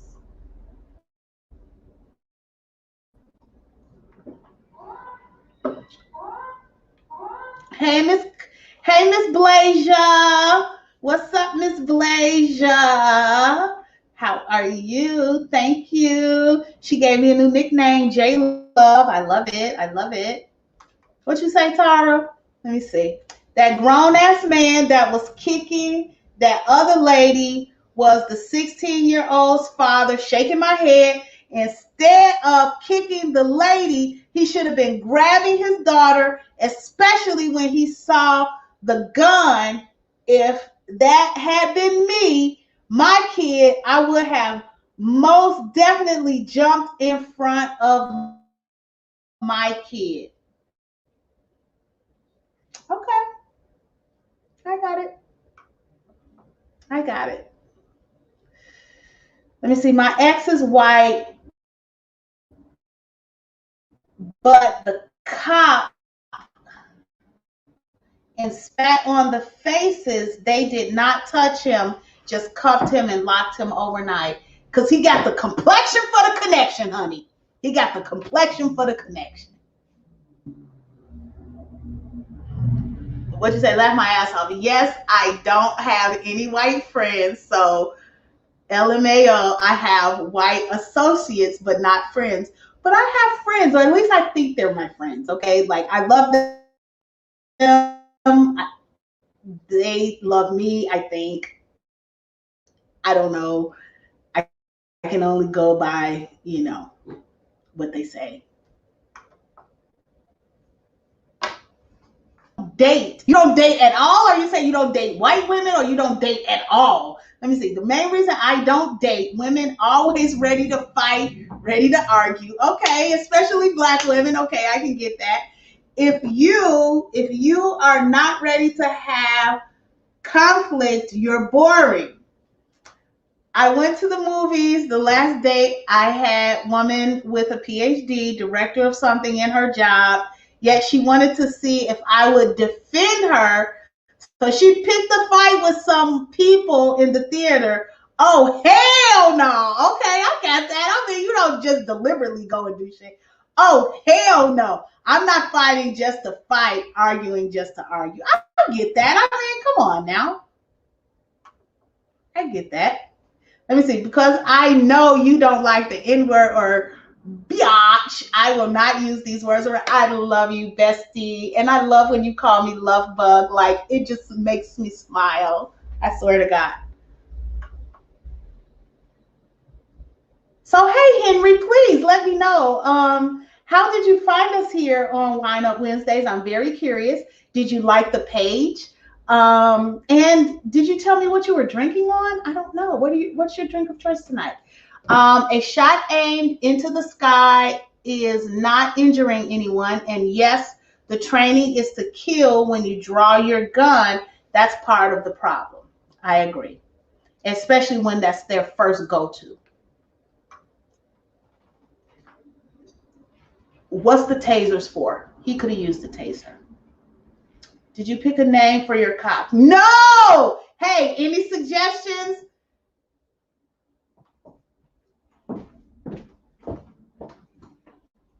This is the wake up cock. Who doesn't want to wake up and have cock, right? Okay, so my cock doesn't have a name. Can you name my cock, please? Please. I'm taking suggestions. He's going to stay right here until he gets a name.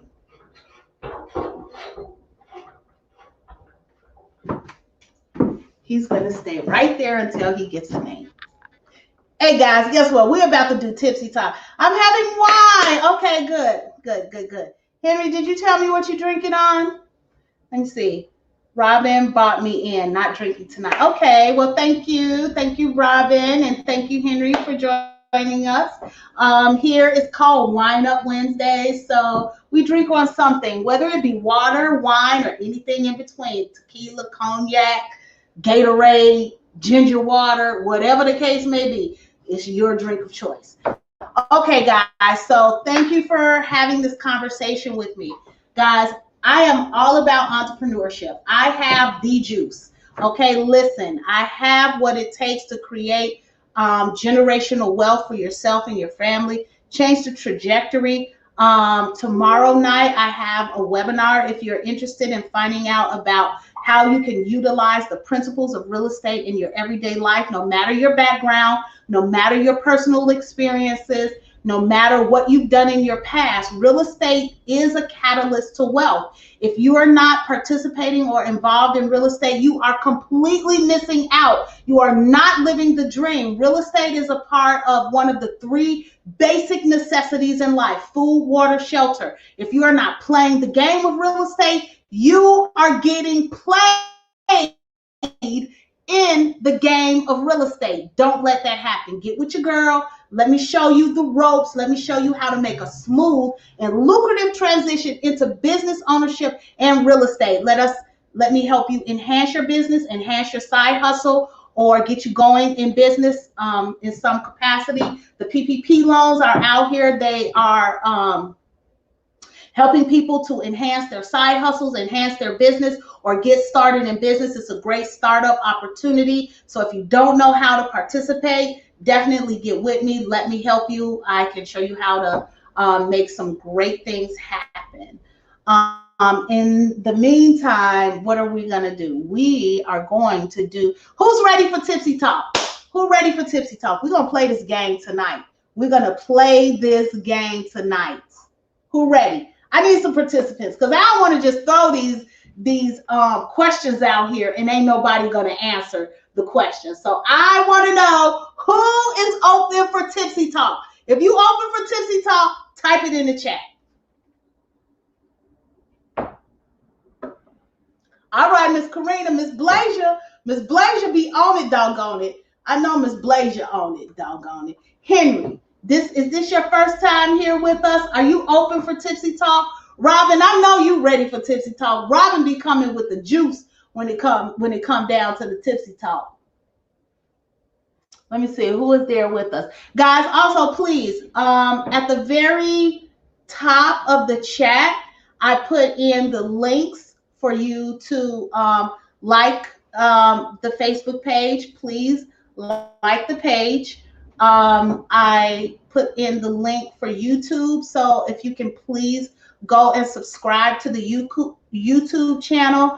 And I also put in the link for the Instagram. So please go follow me on Instagram. I got some fun stuff coming up in the very near future. We're working on a boutique with my bestie, Tara. Can't wait to get that going. Some of the cute clothes.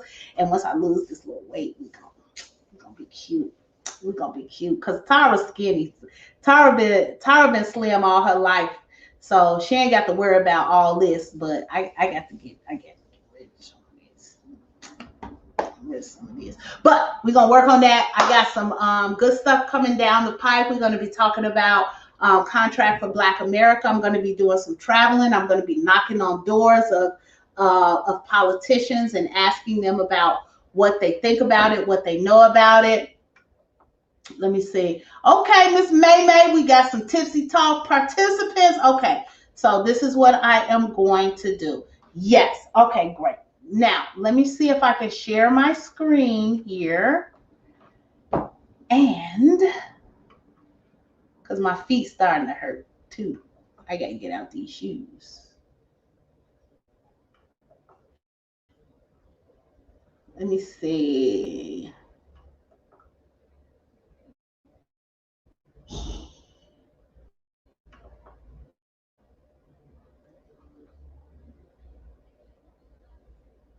Huh. Now is it? Oh, there we go. Okay, there we go. All right, so guys, little booties matter. Big booties matter too. Okay, so let's see.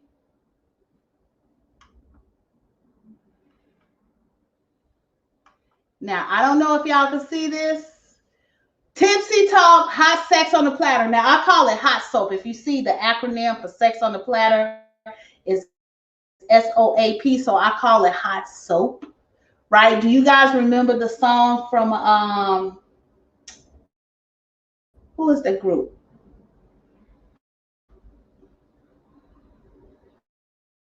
with Fife and oh my God, Tribe Called Quest. They got a song called Hot Sex on the Platter. One of my favorites. Okay, so first, this question is for the ladies, but the men will answer. Now, y'all can see this. Men, please, can y'all see this question? I need to know if you can see this question, because I want to know the answer. It's a serious question, and I want to know the answer. But the men are going to answer. Men, and it's quite a few of you here on the line. Tell me this. Do y'all stare at our buttholes when y'all doing it from the back? Okay, that's not what it say. Let me say what it say. Do y'all stare at our buttholes when fucking us from the back? Serious question. Now let me go back here so I can see y'all responses, because I can't see y'all responses.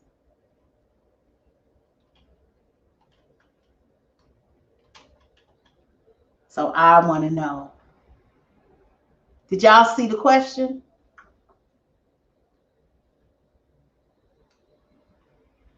I don't see no responses. Where's the men at? Men, where are you?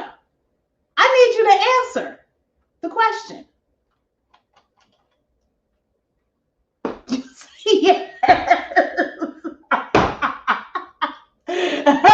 Okay, wait a minute. We got a tie here. I need somebody to break the tie.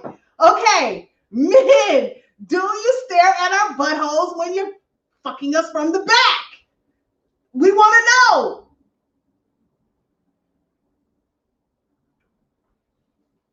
What you say? Yes, I do. Because if you staring at me, oh my God, I really want. It's a serious question.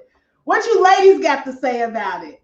They acting shy, right? I know, Tara. Tell them, hey, this ain't no time to be shy.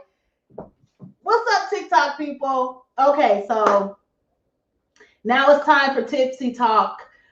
This is the sex part of what we talk about TikTok. And the question is, I don't know if you're a guy or if you're a girl, but this question is for the ladies, but the guys will answer. And what we really want to know is, do you stare at our buttholes when you're doing it from the back? Please respond.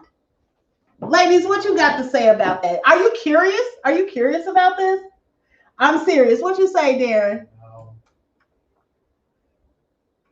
I mean, I would think that you do, but I don't know. Maybe I'm wrong.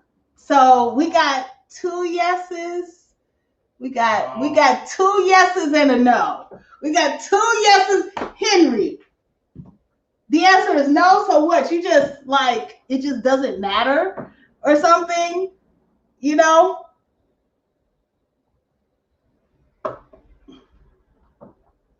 We have like many more people on the line here. We have many more people on the line here. I want some more commentary, or else I'm going to have to go on to the next question. Let's see here. What do you say? I stare at it. Hell. Y'all funny. Y'all funny. Okay. Hey, TikTok folks. Did y'all hear that? Hi. Hello. Did y'all hear that? Are you tuned in? Please go to Facebook. Wine Up Wednesdays, spelled with a Z at the end of Wednesdays. Tune in. Join me. All right, let's see. Darren, oh my goodness, Darren. Woo! I know, Karina, right? Okay. Well, okay. I was just curious. It was a very serious question, and I was very, very curious. Okay, so let's go on to the next question. Now,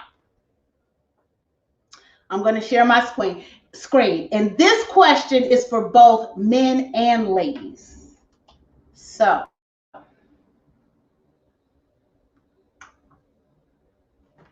What you say, Darren?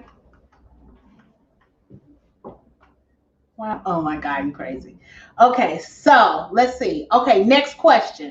Since y'all acting shy, I see a couple people that clicked off. They couldn't handle it. They couldn't face the fire, so they left.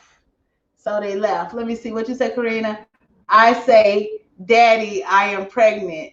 He go, bitch, I was trying. I was staring your butthole. I know it.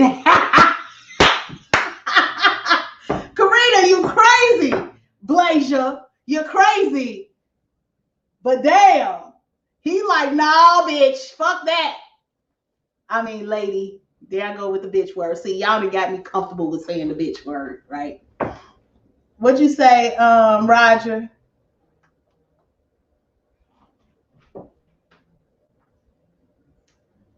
Oh, TikTok just kicked me off, probably because I was cussing.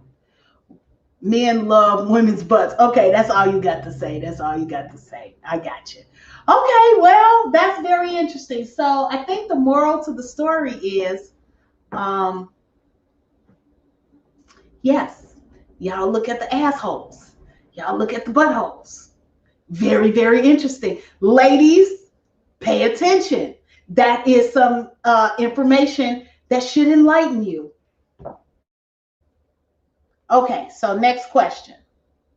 All right, tipsy talk in effect. Let's see. What's the next question? Now, this question is for both men and ladies.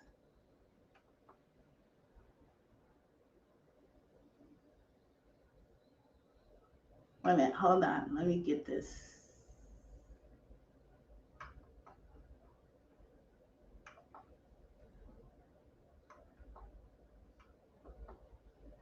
All right. This question is for both the men and the ladies. Do couples that live together fuck every day? I wonder. Please let me know. Let me know. What do you think? We got men on the line. We got ladies on the line. I'm curious as to the sentiments. What'd you say, Meme? Now you see why I love y'all crazy, man. Y'all crazy. Okay, so what about the next question? Do couples, what it say? Do couples that live together, do they do it every day?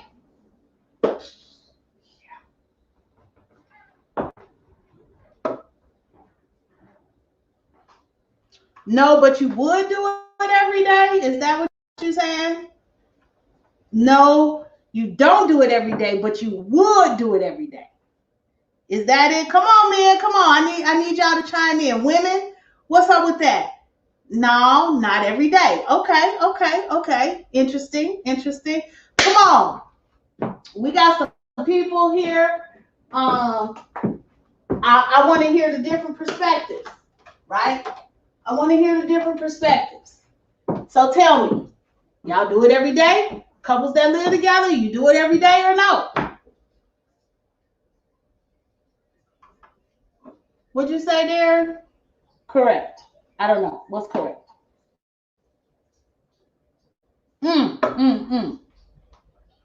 You don't do it every day, but you would like to do it every day. Gotcha. Come on, man. What's up? Okay, maybe you're not. Maybe you're not couples. Okay, I got you. What'd you say, Tara? Yes, we did in my previous relationship. If it wasn't daily, it was maybe every other day. Okay, interesting. Hey guys, I think I reached my limit on these damn heels I got on. Okay. So let me say. Henry says no. Okay. So Henry,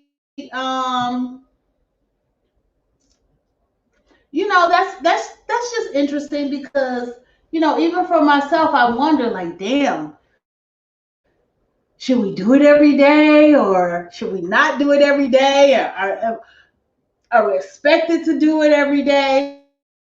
So this is good. This is good information. Just pretty cool.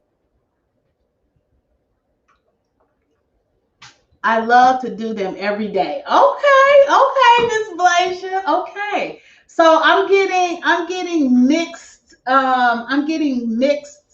feelings from both men and women. Some women want to do it every day, some women don't want to do it every day. Most men want to do it every day. Some don't want to do it every day. Very, very interesting. Very interesting. What'd you say, Roger? Let me see. No, I don't think so. Maybe I just hope I meet a touchy feeling woman. So you don't do it every day, or you haven't in your relationships done it every day, but you would like to do it every day? I wonder. Interesting. I'm gonna keep my comments to myself.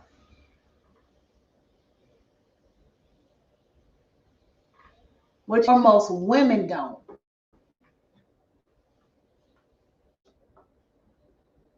What you say, Miss Blazer? Flexing in front of me, I do it. I don't know what you mean. So I don't know what you mean. You can elaborate. You can elaborate. You can elaborate, Karina. Because I know you deal with those hunky ass men, like they be having like 8-packs. They be having like, man, thunder thighs. They be having like buns of steel. They be like, man, they be like dreamy. So I can imagine the type of guys that you hang around, Blazer. I'll probably want to do it every day too.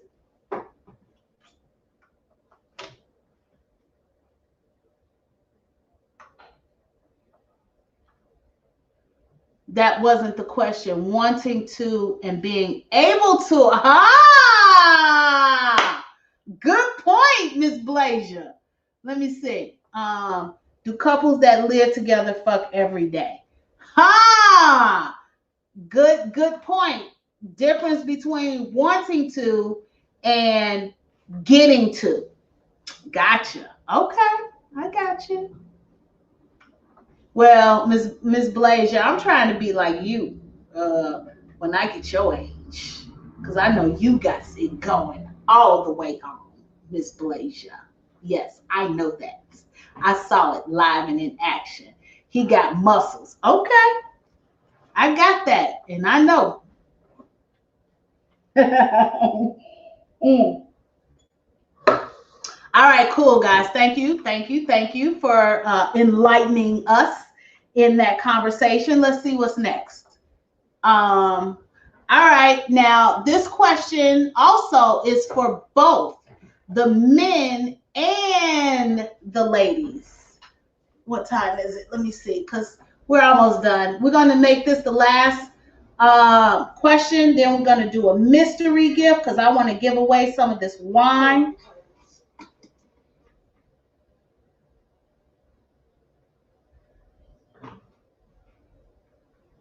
TikTok blocked me because I said cuss words. Hey, yo, you better embrace your uniqueness.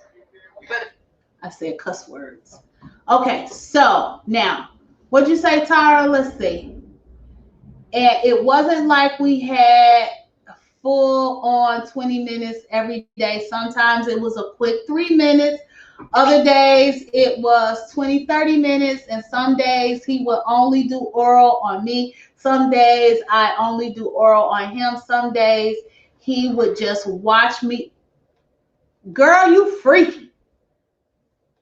Some days he would just watch me play with me. Okay. Let me see. LOL. So seems every day we had some type of sex. That sounds pretty cool, Tara. That sounds pretty cool. What'd you say, Karina? I mean, Miss Blazer? Oh, you already are. I don't know what you was responding to. Okay. Last question, then we're going on to the mystery gift question, and I'm gonna let you guys go. So, guys, listen, I don't want this interaction that we have here to be just frivolous. I would like for it to be substantive, right? I would like for us to be able to move the needle in some capacity. That was the original thing that I wanted to do this for, was to be able to make a difference in the community. Guys, please share and spread the word, right? When you see me post the event, please share the event in your stories, on your timeline, and encourage people to join us. Um, I would like for us to be able to make a dent and make a difference in the world. And I know if enough of us have enough conversations, whether it be around politics or whether it be around business. I mean, sex and entertainment is whatever. That's just for fun. But politics that affects us all, and business that also affects us all and our communities, are the most important things. And the reason why we do this, please request this workshop from me. It's all about an expedited way to reduce interest debt. Um, Amortized debt is evil, right? Especially in Black communities, because 9 times out of 10, we're getting higher interest rates for whatever reason, whether it be because of our credit or whether it be because of discrimination. A lot of times we get these higher interest rates because they just have the ability to do it, and we're not educated enough to really read and understand what's in those documents. So now here's an opportunity for you as an individual to grow, thrive, and prosper, and to actually create wealth and put your family and your family's legacy on a different trajectory. Please let me help you enhance those principles, enhance those policies that you could be taken care of. I have what you need as far as financial literacy education is concerned. And I have my foot in the door. So please, I'm here as a vessel. I'm here to be used in this way. This workshop that we have is only going to last for about 3 weeks, but it will show you how to reduce your mortgage debt, your student loan debt, your credit card debt, and your car loan debt. So, guys, get with me on that. I don't know why I was saying that. What'd you say, Tara, here?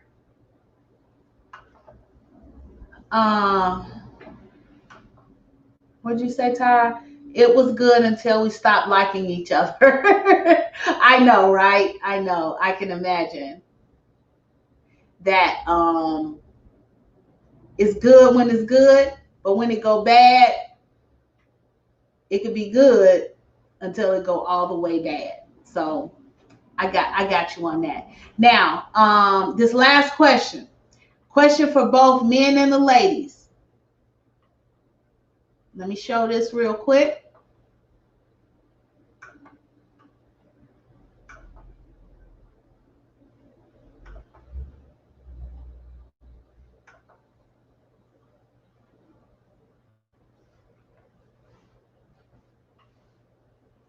All right, question. This question is for both men and the ladies.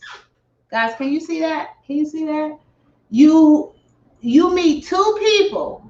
One person you have mad chemistry, but not much in common.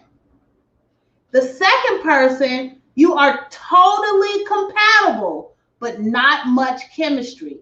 Which one would you choose? What's more important in a relationship? Chemistry or compatibility? I'm definitely curious as to what you guys have to say about this.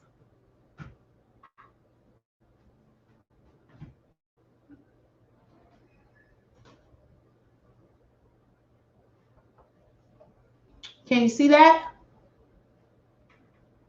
Which one would you choose? What's more important in a relationship? Chemistry or compatibility?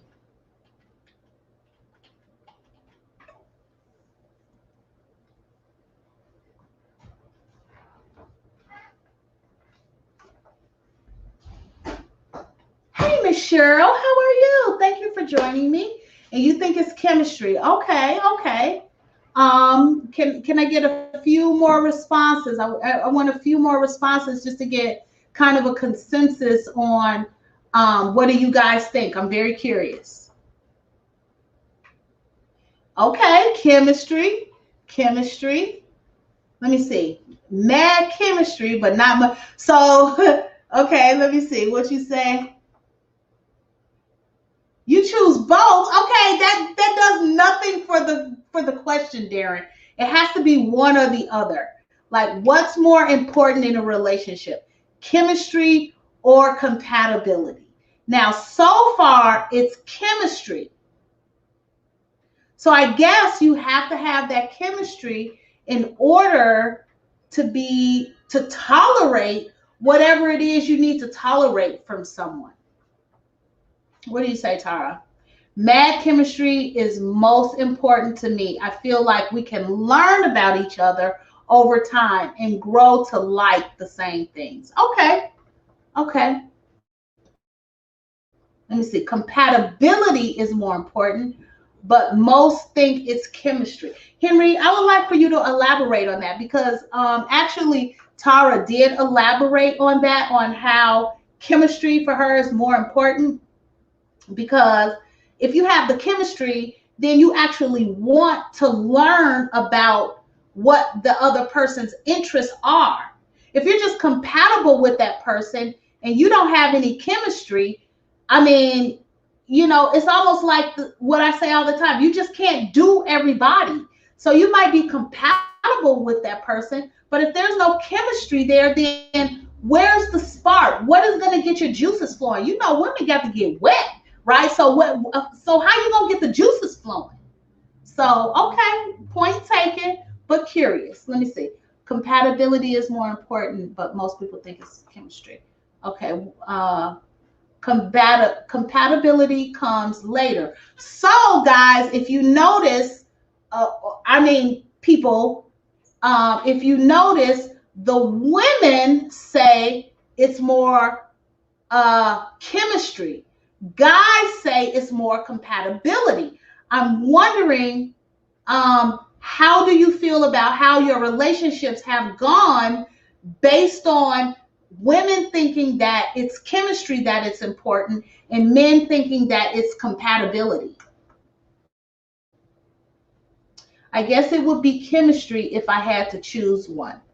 Yeah, because you could be compatible with someone, but if you're not motivated to be with them, if your juices aren't flowing, if you don't get those butterflies, if your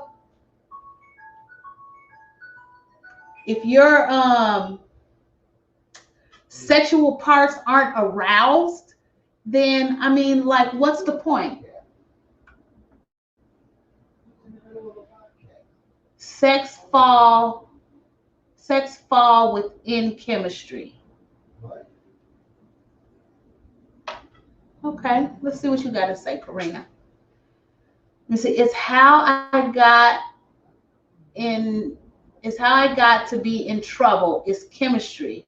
So, and compatibility is important because he have to like me more than I do him. Then relationships works like a business. Okay, so women think it's more compatibility.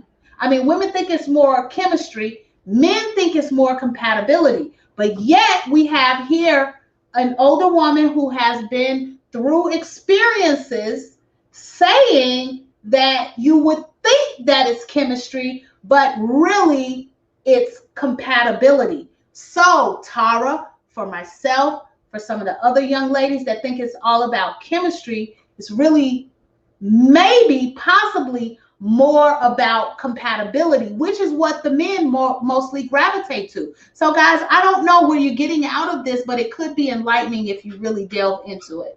Would you say, Roger? Chemistry can change over time.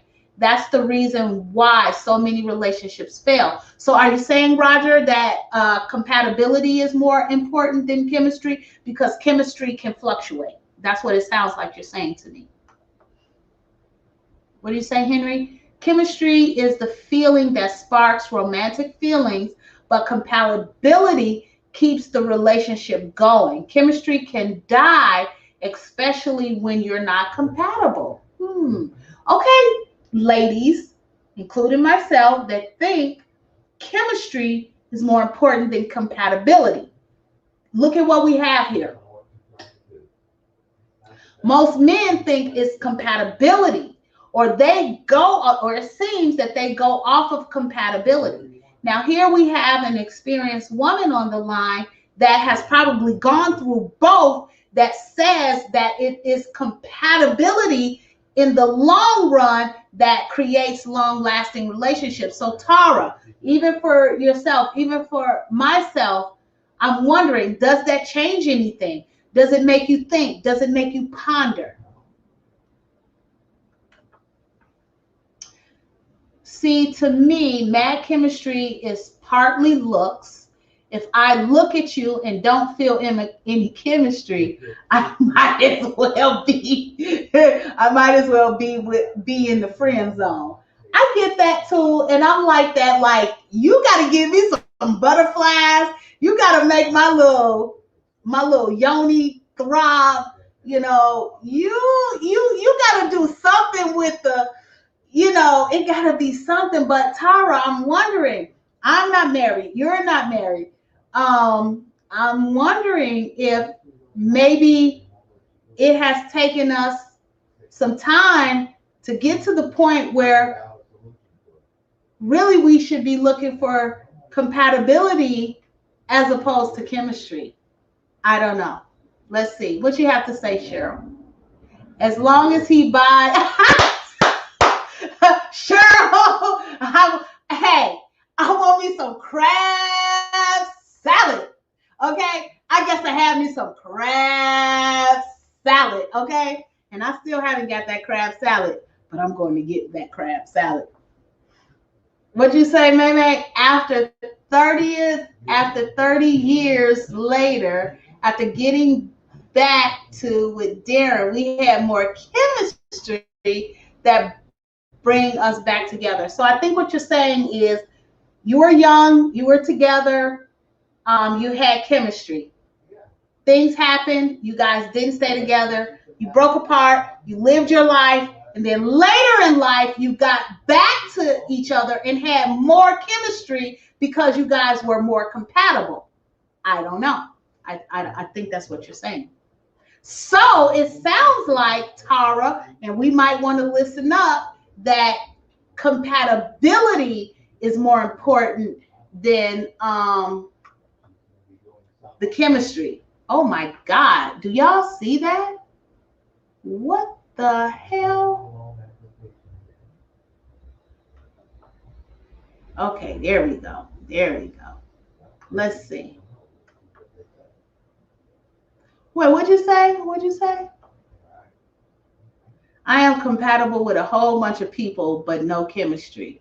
I know, Tara. It's like, it's weird. Like you want that chemistry, but I guess as we get older, I mean, you want that chemistry. You'd be like, bam, bam, bam, bam, bam. I just want to do something, right? Because that's the chemistry. But maybe we should really focus on the compatibility, because that's what is more long lasting. And maybe if we get to be more compatible with someone, we'll develop that chemistry as opposed to the other way around. I don't know. I don't know. I don't know. Let me see. It's why boys are like bees to the honey when you're compatible. Okay. Okay, wise woman. Let me see. Bullshit. Speak for yourself. Sex for me is a who part to a relationship. I don't know, girl. I don't know. I don't know. The verdict is out. The verdict is out. I don't know.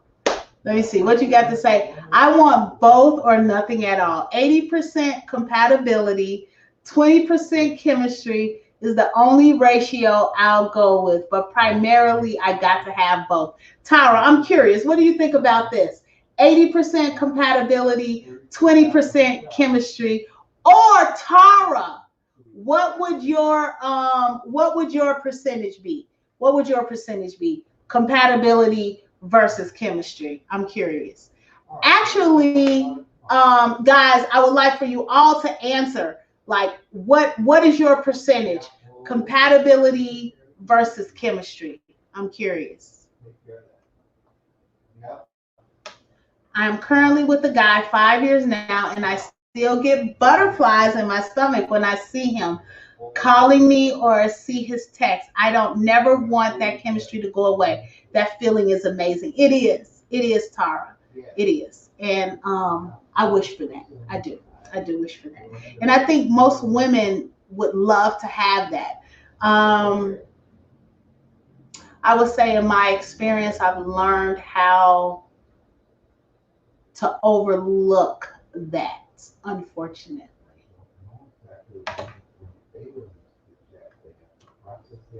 Facts. Are you saying facts to what Tara said? You said it right. I think you're saying that to Tara. I think you're saying that to what's hard. You can work on chemistry when you like a person. Compatibility gives you time. Wow, guys, this is a loaded question. This is a loaded question. Very interesting. Very interesting. Love bug. I love that name. Compatibility is most important to that person, not to me. Okay.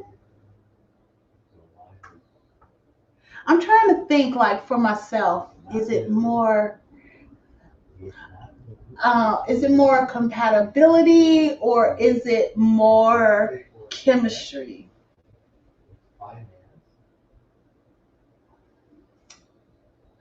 Wow, I'm such a Libra. I'm such a Libra because I'm like, it's 50-50. Okay. Well, no, that bam bam sex is sexual compatibility, not chemistry. Okay, what would your percentage be, Tara? What would your percentage be in an ideal situation? Compatibility versus chemistry. What would, like Roger did? What would your compatibility? What would your percentage be? Want someone like Jason? Yeah. Now that's instantaneous chemistry right there. You mean Lisa Bonet's husband? I think that's who you're talking about, Lisa Bonet's husband. Yes, that's instantaneous chemistry right there. But are you compatible? What you say, Meme? It's like the 80-20 rule. So what? 80% chemistry and 20% compatibility, or vice versa? Which one? And I do believe you can have both 50% chemistry and 50% compatibility.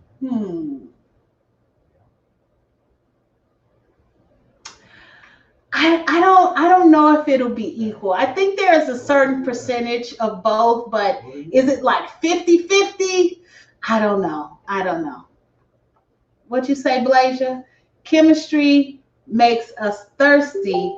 So Tara, what do you think about that? Because this makes a lot of sense. Chemistry is about thirst.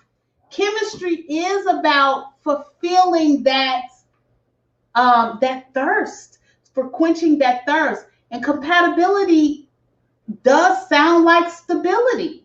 So I'm curious, what do you think about that? Just look at, Roger says, just look at the women that guys marry versus what they think guys would really want. The woman that a guy will die for and cross the ocean for, she's not necessarily that chemistry stuff, which it looks, which is looks is kind of shallow. So you're saying that I think you might be right because if you look at it now, Tara, I noticed like I'm a slim kind of girl. I done put on a little bit of weight, but whatever. I still got a banging ass shape, right? I'm real cool. I'm not ugly. You know what I'm saying? And I'm thinking like I have chemistry with a lot of people because I think they just may be attracted to what I believe is my inner beauty, but really when they don't know me, all they see is my outer beauty. Let me see, just look at the women that guys marry. So when you see someone that is, and I don't want to be judgmental, but when you see someone that is like, you might first look at them and judge them and be like, she ugly, but yet she got a husband and I ain't married, right? So I'm like, well, what the hell she doing that I ain't do? How the hell this big black ugly girl? I almost went there. I ain't gonna call her a gorilla girl, but this big girl got this husband, and yet I got this banging ass body. I got my long Euro locks. I got some intelligence in my brain, but I ain't married, right? So what is it? Very, very curious. Which makes me Tara, which makes me question whether it is about compatibility more than it is about chemistry. Curious. Very, very curious about that. Butterflies flutter. Okay, Tara, he's talking to you. Butterflies flutter and fly away. People are so taken with infatuation, they need to be so caught up right away that incompatibility is overlooked. A lot of truth to that, Henry. A lot of truth to that. Yep, Aquaman. Okay. Let's see. Women buying chemistry with Jason Momoa out of lust, but probably wouldn't be compatible with them. They'll get with him and say, Aquaman, I can't stand you. Okay, Cheryl, you heard that, right, Cheryl? But hey, I could look at Aquaman and be like, well, god damn, give me some Aquaman. I'll deal with the rest later. I'll cross that bridge when I get to it. So I'm with you. I got both now. Okay, good. Let me see. All you need is a little chemistry to hang around to uncover compatibility. Okay. Tara, I'm curious. What do you think about that? In your current relationship, was it chemistry at first and then it became compatible because now you have 50-50? So I'm curious. Vice versa with what I just said. I'm not sure what you just said. Not for me. What'd you say? Not for me. Y'all, I said what I said. Chemistry is most important. Okay, I got that. I got it. Okay. Hey, Roger, I'll chance it. Okay. Tara says, sounds like a lot of people are mixing up chemistry with being sexually attracted to, or y'all have good sex. Chemistry, in my mind, goes deeper. It's also a mixture of both. Yeah, I agree, Tara. I think people are associating chemistry with sexual attraction. At least that's what kind of came to my mind when this question came about. Hi, Sheila. Miss you, girl. Let me see. Hey, Too Sweet is spelled T-U-S-W-E-E-T. But hello, Miss Sheila. I'm thinking it has to be really high compatibility, like 80 to 90%. I do have trauma in my past, so chemistry can be really fickle. In short, if I don't have compatibility with you, I just can't get into the chemistry of it as well due to trust issues. Now, I'm wondering, I know me and Tara, we grew up together. We went to high school together. We had those formative years together.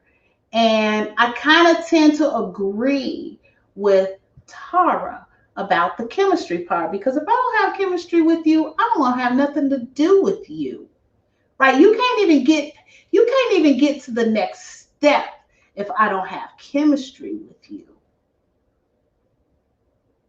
So I'm wondering if, and I know that I'm all about my hair, and I'm all about the makeup, and I'm all about the, the shape and looking good. And I'm wondering if that is on top of mind, maybe that's where chemistry comes in. Maybe if I wasn't so caught up with how I look and if I'm cute or if I'm in shape, maybe compatibility would be more important than chemistry. Interesting. I'm compatible with Sway, and girl, you's a player, because Sway like what, 21 and you 60, and Sway be like, Karina, Blasia, I want to know what you be doing to these men, Karina, because you be having them beckoning for you at all costs. I could learn something from you, homegirl. Oh my God, people. Okay, I get it. Okay, chemistry for you. I got it. They got chemistry. Girl, Blazer, you hot, girl. You making me hot up in here, Kim. Look, I need to refill. Oh, I need to refill my glass, Karina. Between you and Tara. Hey, Tara, are you coming to Cabo with me, Karina? I invited you to Cabo too, guys. My company is we take a trip every year, an international trip, just so we can hang out with each other. The trip has to entail a meeting of at least 4 hours, so we can have the trip be written off as a business expense. So I'm looking for my fellow entrepreneurs. I'm going to lose about 20 pounds for the trip. Okay, maybe 10. At least 10. Okay? Tara, I would like for you to come. Miss Blazer, I would like for you to be there. Any of you guys want to hang out with some entrepreneurs that's growing, that's thriving, that's prospering, that's having conversations about wealth, that's having conversations about real estate, that's having conversations about generational wealth? Come and take a trip with us, a vacation to Cabo, all inclusive. Each day we spend together, we find out more and more about each other, which makes our chemistry stronger. That's cool, and that fills my heart with joy, actually. Let's take Tara to Houston LaBear. I'm telling you, Karina, Miss Tara, Miss Blazer, Miss Karina is who I went to Houston with about a couple of weeks ago. And I'm telling you, Miss Blazer got it going on, honey. Miss Blazer got it going on. So the next time we go to Houston, hopefully you can join us. Let me see. In general, peeps are talking about sexual attraction. We're talking about chemistry. I think we established that already. But part of total chemistry includes compatibility. Tara, they trying to school you. Let me see. Chemistry with you women can have chemistry. What? Chemistry with you women can have chemistry with a man's picture. Whatever, Roger. I think that's kind of a little dig you're trying to do. And be head over heels in love. Okay, I tend to agree. You were smarter than that. That's how so many women like Aquaman so. I want a woman that just likes me, so she's compatible with me. She's interested in my well-being. Chemistry is what she can get out of him. But come on now, Roger, you want someone to have chemistry with you. You don't want to just go through a relationship just like blah, right? You want to have some passion. You have to have chemistry. I would think anyway. Now I'm a Libra, so I weigh out equal sides. So I actually want both compatibility and chemistry. Sway is 24. Oh my God, girl. And you are 60. Oh my God. I'm telling y'all, Miss Karina got it going on with the young boys. I thought I'd be robbing the cradle sometime. When is the trip? The trip is in June. The trip is in August. It's in August, and it's very affordable. As a matter of fact, when you guys get your PPP, you guys are going to be a part of the company that will welcome you with open arms. So hopefully you guys want to take advantage of that and join me. What you laughing at, Tara? I don't even know. And so you guys keep forgetting chemistry is inside of compatibility also. It's not totally separate thing, but compatibility is not inside of chemistry. Let me read that again. You guys keep forgetting chemistry is inside of compatibility. It's not totally separate thing, but compatibility is not inside of chemistry. That's kind of deep.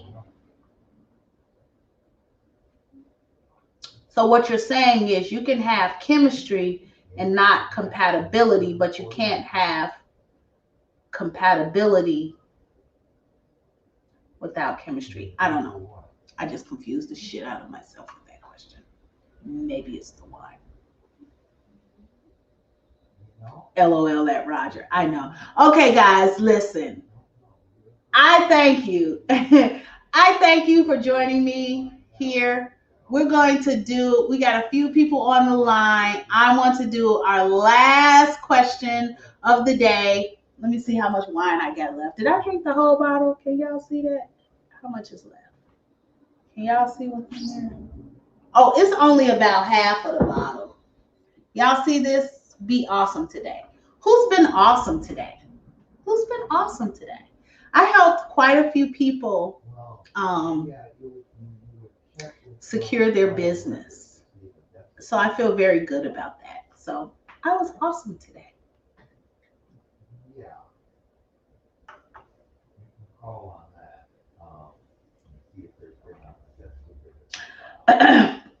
He go, baby, where do you want my chemistry? Okay, Karina. Ooh, Karina. He go, baby, where you want my chemistry? I said, all over me, daddy. Okay, Miss Karina. I got you, girl. Okay. You got that too, right, Roger? You got it? I got it for sure. I know, right? LOL. Today was splendid. Thank you so much, guys. Thank you, thank you, thank you. Compatibility is in chemistry. It's part of it, and vice versa. Okay, so we beg to differ. Okay, guys, look, we're going to do this real quick because I want somebody to win one of these wines. It's quite a few of you on the line. Hopefully, you all participate. I have one last question for the mystery gift. We can make this really, really quick. We can make this really quick. And You've got all that stuff.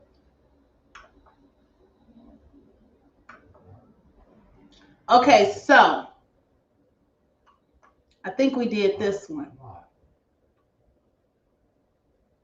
Oh, yeah, that's what we were just talking about.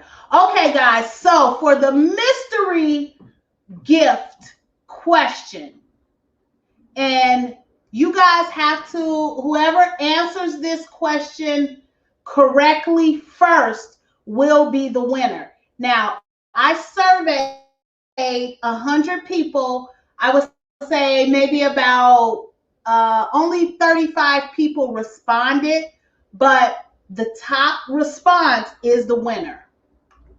Now, here's the question. What does this move actually mean? I misspelled actually. A, you want to be held. Okay, so I got a few typos. Hey, we down to earth here. You're testing him. I don't know what that means outside of maybe you're trying to see if he just is so gung-ho that he can't control himself. That's what I get out of you testing him. You have an attitude, so you actually turn your back to him, or you actually want some dick. Now, out of the 35 people that responded to this question, there was one winning answer. So whoever picks the winning answer first will be the winner of one of these lovely bottles of wine. Not Juggernaut and not Snoop Dogg. Those are my favorites. I got to drink that. Now, you're going to come to the studio audience and you can drink that with me. You can drink it with me. But any one of these other wines, you good to go. So I want to know. Let's see.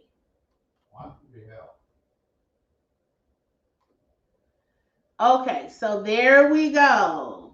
What do you got to say? What do your peoples got to say? Hey, wants to be helped.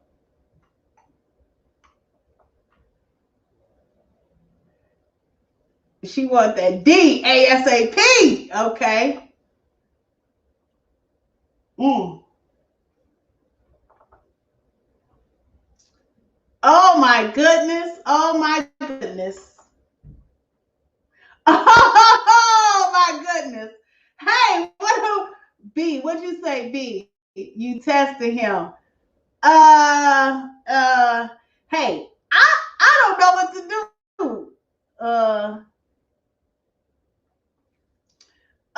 Because the most common answer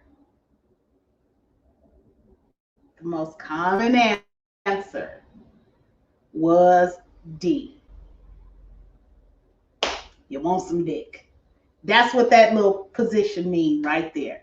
Guys, enlighten yourself. Girls, if you don't mean that, this is the sentiment. Now, like each and every last one of y'all picked the answer. So how am I supposed to pick a winner from that?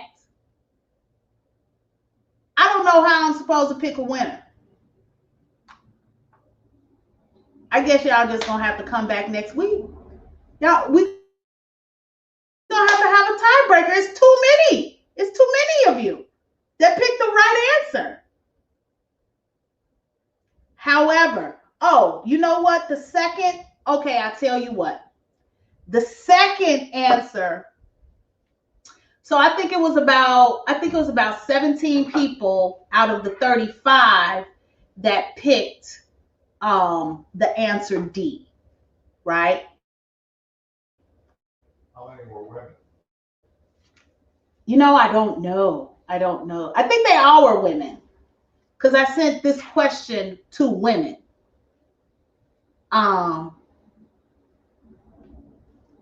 So the second best answer, I think I'm going to have to pick the winner with the second best answer because it was too many of you that picked the first answer.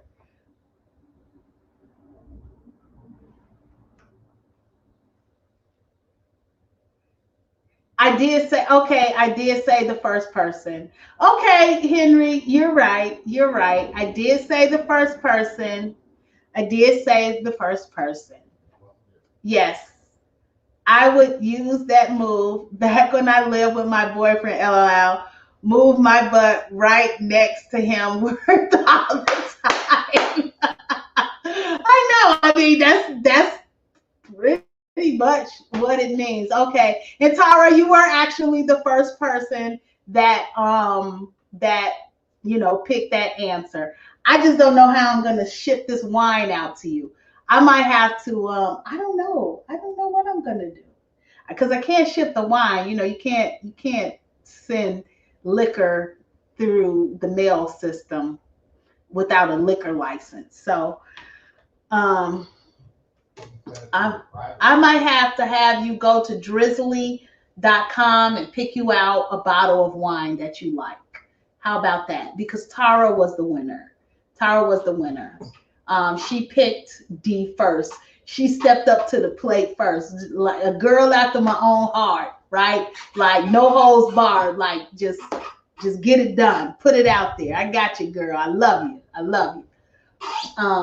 So Tara, you're the winner of this week's mystery gift. I think you're gonna have to go to Drizzly and pick out your bottle of wine. I will pay for it and gift it to someone local. Okay, cool. All right. Well, I tell you what. Out of the answers that picked, what'd you say? Yes, that's what I'm gonna say. Okay, Tara. Since you were the winner and you're willing to pay forward your gift to someone here locally, I believe all of the other winning answers are here locally. So I'm gonna let you choose out of the winners, out of the people that picked D as the answer. If you guys are in Chicago or in Illinois, you're being gifted the prize for this week per Tara. So thank Miss Tara. Tara, you picked from the guys or the people that also chose the answer D, and I'll make sure that these guys get their gift. So you guys can go back to the rebroadcast of this, and I had to give my feet a break. Okay.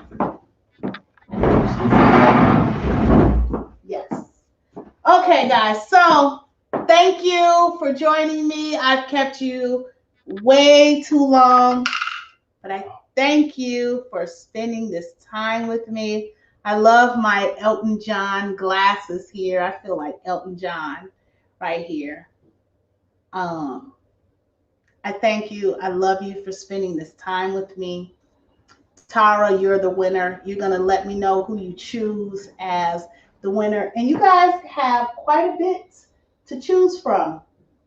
You can't have my Juggernaut, though. And you can't have my Snoop Dogg wine, because that gets me real drunk. What you say? Karina? Yes. Thank you. I love my new nickname, J Love. Whoever kept trying to change my mind on the chemistry. I don't know who that was. Let me know who that was, and I'll make sure that they get their bottle of wine. Thank you, guys. Make sure you join me next week and like, share, subscribe, and post. Find out who gets the wine. They're going to let me know on the rebroadcast. Tara, post the name in the rebroadcast of who you want to pay it forward to. Roger. Okay, Roger. Roger, you're the winner. Roger, so that means now the last time, Tara, Roger won a gift, but he couldn't come pick up his gift. So he bought me a gift. And that's how we got this wonderful electronic cork screw right here. So Roger, today is your lucky day. Don't bring me a gift. Just come and pick up your gift. And you'll get to choose from one of these wonderful bottles of wine. All right, guys. Thank you so much for joining me. Spread the word. Love ya. Talk to you soon.